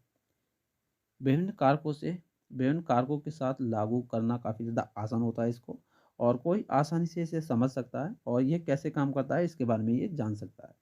परियोजना के कुल लागत का अनुमान लगाना काफ़ी ज़्यादा इसमें आसान होता है, और ड्राइवर परियोजना संकट को प्रभावित करने वाले विभिन्न कारकों के प्रभाव को समझने में काफ़ी ज़्यादा हेल्पफुल होता है आपका ये। उसके बाद कुछ इसके डिसएडवांटेज हैं, जैसे कि यह हार्डवेयर मुद्दों के साथ साथ व्यक्तिगत टर्नओवर स्तर की यहाँ पर उपेक्षा करता है, और यह सभी दस्तावेज और आवश्यकताओं की उपेक्षा भी करता है, और ये ज़्यादातर समय के कारकों पर भी निर्भर करता है। उसके बाद यहाँ पर सेकंड नंबर में जो क्वेश्चन है काफ़ी ज़्यादा मोस्ट इम्पोर्टेंट है, एसपीएम यानी कि सॉफ्टवेयर प्रोजेक्ट मैनेजमेंट। इसके बारे में खूब अच्छी तरह से जान लेते हैं आखिर में क्या होता है। तो एसपीएम इसका शॉर्ट फॉर्म होता है और फुल फॉर्म होता है software project management. Software project management एक ऐसी योजना होती है जिसमें हम सॉफ्टवेयर प्रोजेक्ट की योजना बनाने और उसे आगे बढ़ाने का एक उचित तरीका ढूँढते हैं। यानी कि एक उचित तरीका होती है, और यह प्रोजेक्ट जो होती है प्रोजेक्ट मैनेजमेंट का एक पार्ट होती है, जिसमें सॉफ्टवेयर प्रोजेक्ट को प्लान, इम्प्लीमेंट, मॉनिटर तथा कंट्रोल कैसे किया जाता है, ये सारी चीज़ें इसमें जानते हैं। अगर हम दूसरे शब्दों में कहें आपसे कि एसपीएम एक कला तथा अनुशासन है, जिसमें सॉफ्टवेयर प्रोजेक्ट को प्लान और सुपरवाइज किया जाता है। तो ये है इसकी शॉर्ट डेफिनेशन जो आपको एग्जाम में लिख कर आनी है। इतनी ही डेफिनेशंस है इसकी। उसके बाद यहाँ पर एसपीएम की आवश्यकता क्यों पड़ती है, वो भी हम यहाँ पर जान लेते हैं। कुछ इसकी आवश्यकताएँ भी होती हैं। तो जैसे कि यहाँ पर आप देख सकते हैं, सॉफ्टवेयर एक नॉन फिजिकल प्रोडक्ट है, अर्थात सॉफ्टवेयर को हम छू नहीं सकते हैं। सॉफ्टवेयर डेवलपमेंट बिजनेस में एक नई स्ट्रीम और सॉफ्टवेयर प्रोडक्ट्स के निर्माण में हमें बहुत कम अनुभव यानी कि एक्सपीरियंस है, और ज़्यादातर सॉफ्टवेयर को क्लाइंट की ज़रूरतों के हिसाब से बनाया जाता है। इसमें जो सबसे ज़रूरी बात होती है वो यही होती है कि जो टेक्नोलॉजी है वह बहुत तेज़ी से चेंज हो रही है, बदलती जा रही है और आगे बढ़ रही है, जिसके कारण हम जो है एक प्रोडक्ट के एक्सपीरियंस को दूसरे प्रोडक्ट पर अप्लाई नहीं कर सकते। इस तरह के बिजनेस और इससे संबंधित बाधाएं जितनी भी होती हैं वो सॉफ्टवेयर डेवलपमेंट में कुछ जोखिम का काम करती हैं, कुछ रिस्क हमें प्रदान करती हैं। इसके लिए यहाँ पर हम सॉफ्टवेयर प्रोजेक्ट के कुशलता को यहाँ पर मैनेज करना आवश्यक समझते हैं। किसी भी ऑर्गेनाइजेशन के लिए आवश्यक होता है कि वह क्लाइंट के क्वालिटी प्रोडक्ट बनाए, यानी कि क्वालिटी प्रोडक्ट बनाए और प्रोडक्ट क्लाइंट के बजट के अंदर ही हो, और निर्धारित किए गए समय के अंदर उसे प्रोडक्ट को डिलीवर करे। और इसलिए इन सभी चीज़ों को ध्यान रखते हुए एसपीएम बहुत ज़्यादा आवश्यक होता है। अब यहाँ पर कुछ बात कर लेते हैं, एसपीएम के टाइप्स हैं जो आप यहाँ पर पढ़ेंगे।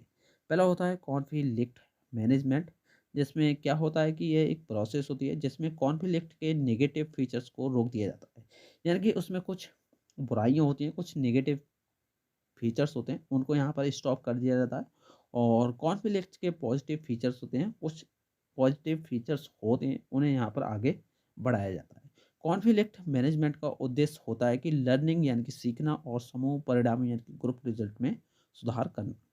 उसके बाद यहाँ पर अगला होता है रिस्क मैनेजमेंट। इसमें रिस्क को एनालिसिस तथा आइडेंटिफाई किया जाता है, जिससे कि दुर्भाग्यपूर्ण घटनाओं की संभावना या प्रभाव को कम किया जा सके। उसके बाद यहाँ पर रिक्वायरमेंट मैनेजमेंट है। रिक्वायरमेंट मैनेजमेंट क्या होता है कि यह रिक्वायरमेंट के एनालाइज, प्रायोरिटाइज और ट्रेस यानी कि दस्तावेजीकरण यानी कि डॉक्यूमेंट की एक प्रोसेस है, और इसके बाद इसमें कुछ चेंजेस की देख रेख और स्टेक होल्डर को कम्युनिकेट किया जाता है, और यह प्रोजेक्ट में लगातार चलने वाली प्रोसेस होती है, आपको बताया था। उसके बाद यहाँ पर चेंज मैनेजमेंट है। चेंज मैनेजमेंट ऑर्गेनाइजेशन के लक्ष्यों और प्रोसेसेस के परिवर्तन या परिवर्तन से निपटने के लिए एक सिस्टमैटिक अप्रोच है, और चेंज मैनेजमेंट का मुख्य उद्देश्य जो होता है वो एक ऐसी स्ट्रेटजी को एग्जीक्यूट करना होता है जिससे कि जो चेंजेस हैं उन्हें यहाँ पर कंट्रोल किया जा सके, लोगों को चेंज को अडेप्ट करने में मदद की जा सके, और चेंजेस को काफ़ी ज़्यादा प्रभावपूर्ण बनाया जा सके। उसके बाद यहाँ पर सॉफ्टवेयर कॉन्फ़िगरेशन मैनेजमेंट है, जिसे बोलते हैं एससीएम, जिसके बारे में आप आगे पढ़ेंगे। और यह सॉफ्टवेयर में चेंजेस को ट्रेस करने तथा कंट्रोल करने की एक प्रोसेस होती है, जिसमें सॉफ्टवेयर कॉन्फ़िगरेशन मैनेजमेंट में रिवीजन, कंट्रोल और बेसलाइन्स होती हैं, उनका यहाँ पर उद्घाटन किया जाता है, यानी कि उन्हें यहाँ पर इम्प्लीमेंट किया जाता है। उसके बाद 6 नंबर पे आपका रिलीज़ मैनेजमेंट है। अब रिलीज़ मैनेजमेंट में क्या होता है कि एक बिल्ड को रिलीज़ करने की योजना होती है, यानी कि उस बिल्ड को रिलीज़ करने की योजना बनाती है, उसे कंट्रोल करने और शेड्यूल करने का कार्य करती है। और रिलीज़ मैनेजमेंट यह सुनिश्चित करती है कि संगठन नई और अच्छी सर्विस प्रदान करता है। उसके बाद यहाँ पर कुछ एसपीएम यानी कि सॉफ्टवेयर प्रोजेक्ट मैनेजमेंट के यहाँ पर कुछ लाभ हैं, जैसे कि यहाँ पर एक-एक करके पढ़ लेते हैं इनके बारे में। पहला पॉइंट है कि यह सॉफ्टवेयर डेवलपमेंट को प्लान करने में मदद करता है आपका एसपीएम। इसे आप डेफिनेशंस में लिख सकते हैं। दूसरा पॉइंट है कि इसमें सॉफ्टवेयर डेवलपमेंट को इम्प्लीमेंट करना काफ़ी ज़्यादा आसान भी होता है।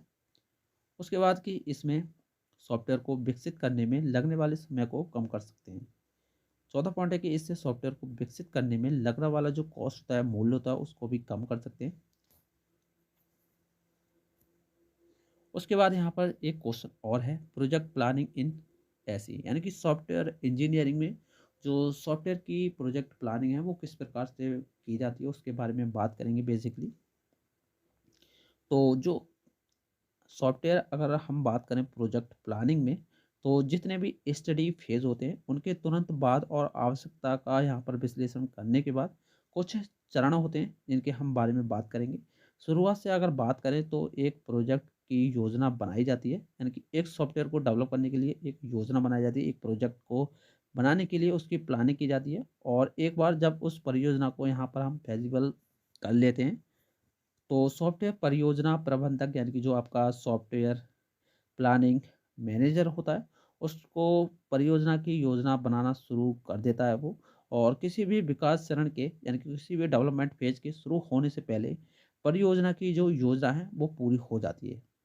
परियोजना नियोजन में एक परियोजना की कई विशेषताओं का अनुमान लगाना होता है, और फिर उन अनुमानों के आधार पर परियोजना गतिविधियों की सूचना या जानकारी या योजना शामिल करना हो जाता है।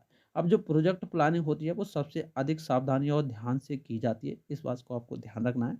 गलत अनुमान से अगर आप करते हैं तो इसका जो परिणाम होता है वो काफ़ी ज़्यादा खतरनाक होता है, जिसमें आपका जो शेड्यूल होता है वो देरी से ग्राहक असंतुष्ट हो जाता है, जिससे प्रोजेक्ट विफल हो जाता है। और परिभावी परियोजना नियोजन के लिए विभिन्न अनुमान तकनीकों के बहुत अच्छे ज्ञान के अलावा पिछला अनुभव भी होना चाहिए प्रोजेक्ट मैनेजर को। उसके बाद कुछ परियोजना नियोजन के दौरान परियोजना प्रबंधक निम्नलिखित गतिविधियां भी करता रहता है, जैसे कि प्रोजेक्ट एस्टिमेशन है आपका। इसमें ये जो होता है वो परियोजना आकार अनुमान सबसे महत्वपूर्ण पैरामीटर है। इसके लिए आधार पर लागत, अवधि और प्रयास जैसे सभी अनुमान इसमें लगाए जाते हैं आपके प्रोजेक्ट एस्टिमेशन में। तो इसके बारे में बात कर लेते हैं। तो यहाँ पर जो है इसमें आपकी ज़्यादातर 3 चीज़ें होती हैं, जैसे कि लागत अनुमान। इसमें क्या होता है कि सॉफ्टवेयर उत्पाद को विकसित करने के लिए कुल खर्चा का यहाँ पर अनुमान लगाया जाता है। उसके बाद यहाँ पर समय का अनुमान है। समय का अनुमान क्या होता है कि जितने भी हम प्रोजेक्ट की प्लानिंग करते हैं, उस प्लानिंग में कितना यहाँ पर जो टाइम है वो लगने वाला है, उसकी यहाँ पर प्लानिंग की जाती है। उसके बाद यहाँ पर प्रयास अनुमान है, यानी कि परियोजना को पूरा करने के लिए आवश्यक प्रयास का यहाँ पर अनुमान लगाया जाता है। उसके बाद यहाँ पर सभी नियोजन गतिविधियों को प्रभावशीलता, उन तीनों अनुमानों को यहाँ पर सटीक तरीके से यहाँ पर निर्भर किया जाता है। उसके बाद यहाँ पर सेकंड नंबर में आ जाता है आपका स्केड्यूलिंग, यानी कि परियोजना के सभी यहाँ पर जितने भी आकलन होते हैं उनके पूरे होने के बाद जितनी भी चीज़ें होती हैं उनको यहाँ पर स्केड्यूलिंग की जाती है, उनकी यहाँ पर समय निर्धारण किया जाता है उनका। उसके बाद यहाँ पर स्टाफिंग है, यानी कि एक टीम संरचना करना, यानी कि एक स्टाफ को यहाँ पर उसके बारे में बताना। टीम संरचना और स्टाफ एक योजनाएं यहाँ पर बनाई जाती हैं। उसके बाद रिस्क मैनेजमेंट है, जो हमने आपको बता दिया था। उसके बाद यहाँ पर मिस कैलुनस प्लान्स है। इसमें कई अन्य योजनाएं शामिल हो सकती हैं, जैसे कि गुणवत्ता आश्वासन योजना, विन्यास प्रबंधन योजना। जिस क्रम में नियोजन गतिविधियाँ की जाती हैं उन्हें यहाँ पर इस चित्र में दिया गया है, जैसे कि साइज एस्टिमेशन हो गया, कॉस्ट एस्टिमेशन हो गया, डेवलपमेंट टाइम हो गया, या रिसोर्सेज रिक्वायरमेंट हो गई, और प्रोजेक्ट की प्लानिंग की स्केड्यूलिंग हो गई। ये कुछ आपकी होती है। उसके बाद यहाँ पर कुछ एक क्वेश्चन और आता है आपसे, role of a software project management in project planning. यानी कि जब भी हम सॉफ्टवेयर की कोई प्रोजेक्ट प्लानिंग करते हैं तो उसमें जो महन भूमिका होती है एक सॉफ्टवेयर प्रोजेक्ट मैनेजर की, उसका क्या यहाँ पर भूमिका होने वाली है उसके बारे में बात करेंगे। उसको कैसा होना चाहिए इसके बारे में बात करेंगे। तो यहाँ पर कुछ पॉइंट लिखे हैं, जैसे कि यहाँ पर आप देख सकते हैं। पहला पॉइंट है lead the team project manage, यानी कि जो आपका यहाँ पर है लीड द टीम, यानी कि जो आपका प्रोजेक्ट मैनेजर है उसको एक अच्छा लीडर भी होना चाहिए। उसमें कई सारे विभिन्न कौशल, यानी कि उसे कई सारी नई चीज़ों की जानकारी होनी चाहिए, जिससे कि वो एक सदस्य टीम को बनाता है और अपने व्यक्तिगत कार्य को पूरा कर सकता है। मोटिवेट द टीम मेंबर्स, यानी कि एक सॉफ्टवेयर प्रोजेक्ट मैनेजर की प्रमुख भूमिकाओं में से एक है आपकी सदस्य को प्रोजेक्ट के सफल समापन के लिए ठीक से काम करने के लिए यहाँ पर मोटिवेट करना। उसके बाद है ट्रैकिंग द प्रोग्रेस, यानी कि जो भी हम प्रोग्रेस, जो प्रक्रिया चल रही है उस पर एक नज़र रखनी चाहिए। प्रोजेक्ट मैनेजर को सॉफ्टवेयर प्लानिंग की प्रोग्रेस पर नज़र रखनी चाहिए और एक सॉफ्टवेयर मैनेजर को यह ट्रैक करना चाहिए कि प्लानिंग योजना के अनुसार चल रही है या नहीं। यदि कोई उसमें कोई दिक्कत आती है तो उसे समाधान करना चाहिए।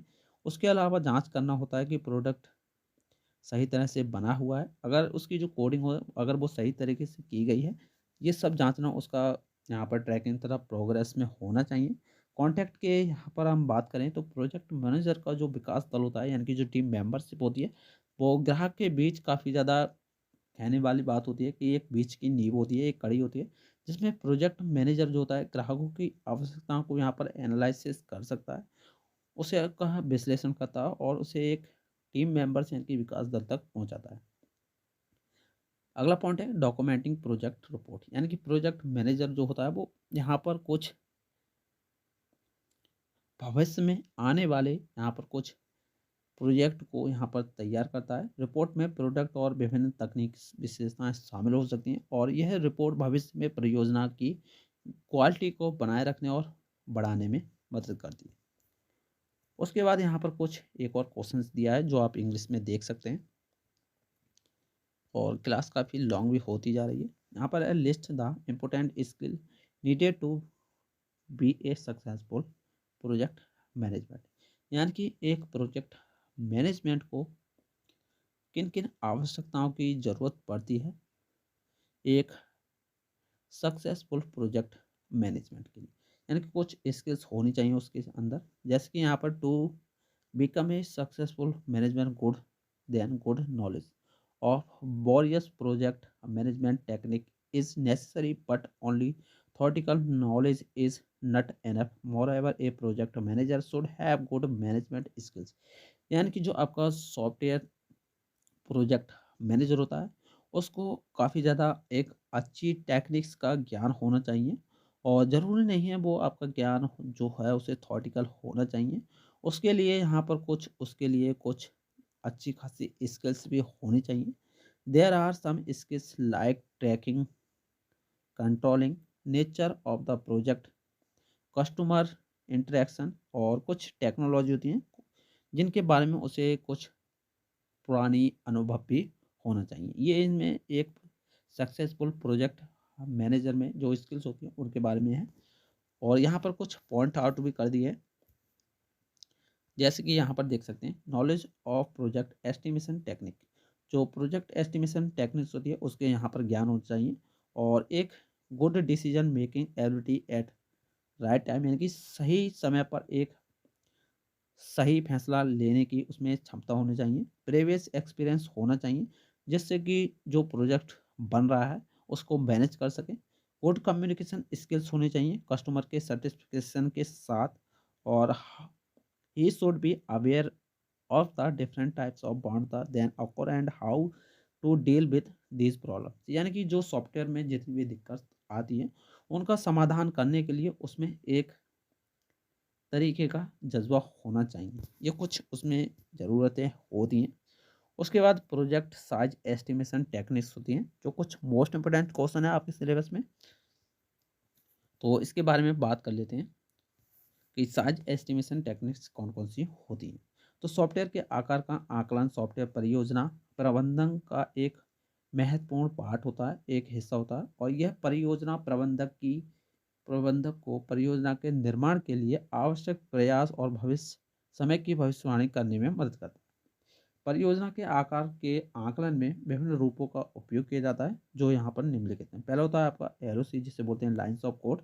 दूसरा होता है number of entities in ER diagram, लेकिन ये इतने ज़्यादा इंपॉर्टेंट होते हैं। आपका होता है एक एलओसी और एक होता है एफपीएस, फंक्शन पॉइंट एनालिसिस। एक होता है आपका total number of process in data flow diagram में होता है, और एक होता है आपका वर्क पॉइंट यानी कि कार्य बिंदु, जिसे बोलते हैं फंक्शन पॉइंट। तो यहाँ पर हम एलओसी के बारे में अच्छी तरह से पढ़ लेते हैं, काफ़ी ज़्यादा महत्वपूर्ण है आपके लिए। तो एलओसी क्या होता है कि जैसा कि इसके नाम से पता चल रहा है, यानी कि लाइन्स ऑफ कोड। एलओसी एक प्रोजेक्ट में सोर्स कोड जो होती हैं, सोर्स कोड में जितनी भी लाइन्स होती हैं उनको यहाँ पर काउंटिंग करता है, यानी कि उनकी गिनती करता है। और इसमें 3 तरह की इकाइयाँ होती हैं, 3-4 तरह की, जैसे कि 1000 लाइन्स ऑफ कोड के एलओसी होती है। उसके बाद यहाँ पर non comment lines of code यानी कि एनएलओसी होती है। उसके बाद यहाँ पर एडीएसआई यानी कि हजारी वितरित स्रोत यानी कि 1000 ऑफ डिलीवर सोर्स इंस्ट्रक्शन होती हैं। जैसे कि आप यहाँ पर सही तरीके से समझते हैं, जैसे कि यहाँ पर आपको ये सी प्लस प्लस का एग्जाम्पल दिखाई दे रहा है। अगर यहाँ पर हम सभी सोर्स कोड है एक, और इसमें हम सभी लाइन्स की अगर बात करें कि कितनी लाइन्स हैं, तो यहाँ पर गिन के देख लेते हैं। तो यहाँ पर पहला है 1 2 3 4 5 6 7 8 9 10 11 12 13, यानी कि कुल 13 लाइन्स हैं। तो आप इसका एग्जाम्पल भी यहाँ देख रहे हैं। तो यहाँ पर आप देख सकते हैं, यदि एलओसी केवल लाइनों की संख्या की गिनती करते हैं, तो ऊपर दिखाए गए फंक्शंस में कोड की 13 लाइन यानी कि एलओसी शामिल है। लेकिन जब टिप्पणियों और खाली लाइन को यहाँ पर हम नज़रअंदाज कर देते हैं, तो ऊपर दिखाए गए फंक्शन में कुल 12 एलओसी लाइन्स रह जाती हैं। यहाँ पर एक और एग्जाम्पल देख सकते हैं, जैसे कि यहाँ पर अगर काउंटिंग करें इनकी, तो यहाँ पर 1 2 3 4 5 6 7 8 9 10 11। तो यहाँ पर आपको दिखाई दे रहा है कि 11 लाइन्स यहाँ पर होती है। तो एक तरह से जो एलओसी होती है, वो कोडिंग में जितनी भी लाइन्स होती है उनकी यहाँ पर काउंटिंग करती है। ये आपको सिंपल समझना है। अगर हम इसमें से 2 चीज़ें अगर हटा दें इनमें से, जो नज़रअंदाज करने वाली चीज़ें हैं, जैसे कि यहाँ पर 1 और 2, तो यहाँ पर 9 एलओसी रह जाती हैं। ये इसका सिंपल तरीका होता है इसे काउंटिंग करना। उसके बाद यहाँ पर कुछ फ़ायदे भी होते हैं, जैसे कि lines of code are used in the COCOMO model, यानी कि लाइन्स ऑफ कोड का कोकोमो मॉडल में इस्तेमाल किया जाता है। Estimates is close to developers point of view, यानी कि जो एस्टिमेशन होता है उसका डेवलपर्स के होता है, उसके काफ़ी ज़्यादा समय होता है, और इसे प्रयोग करना भी काफ़ी ज़्यादा आसान होता है। उसके बाद यहाँ पर कुछ इसके नुकसान भी हैं, जैसे कि different programming language have different number of lines, यानी कि जो आपकी जितनी भी अलग अलग प्रोग्रामिंग लैंग्वेज होती है, उन सभी में यहाँ पर नंबर ऑफ लाइन्स कुछ अलग अलग होती हैं, और यह कोड की क्वालिटी पर ज़्यादातर फोकस नहीं करती है। आई यहाँ पर लिखा हुआ है कि I does not focus on code quality, यानी कि ये कोड क्वालिटी पर ज़्यादा फोकस नहीं करती है। और अगला पॉइंट है there is no standard to measure LOC, यानी कि एलओसी को यानी कि लाइन्स ऑफ कोड को मापने के लिए कोई यहाँ पर मात्रक मौजूद नहीं। और चौथा पॉइंट है कि it can not tell about the complexity of the code, यानी कि ये कोड की कठिनता को के बारे में हमें नहीं बता सकती है। उसके बाद इसमें एक और इम्पोर्टेंट होता है फंक्शन पॉइंट एनालिसिस, इसे शॉर्ट में बोलते हैं एफपीएस। इसमें क्या होता है, in this method the number and type of function supported by the software is used to find the FPS, यानी कि इसमें क्या होता है, जितने भी सॉफ्टवेयर में हम वो ज़रूरतें होती है, तो उनको यहाँ पर कुछ इस तरह से जांचते हैं, जैसे कि मान लीजिए कुछ सपोर्टेड फंक्शंस होते हैं जो यहाँ पर फंक्शन पॉइंट एनालिसिस में प्रयोग किए जाते हैं। तो यहाँ पर आप देख सकते हैं, जैसे कि यहाँ पर होता है पहला counting the number of task each propose type, यानी कि प्रत्येक टास्क को यहाँ पर पूरी तरह से काउंटिंग की जाती है। और यहाँ पर जितने भी यहाँ पर हम काउंटिंग कर सकते हैं, उसकी यहाँ पर कैलकुलेशन की जाती है अनएडजस्टमेंट फंक्शन पॉइंट यानी कि यूएफपी के माध्यम से। उसके बाद यहाँ पर finding the total degree of influence यानी कि टीडीआई बोलते हैं इसे।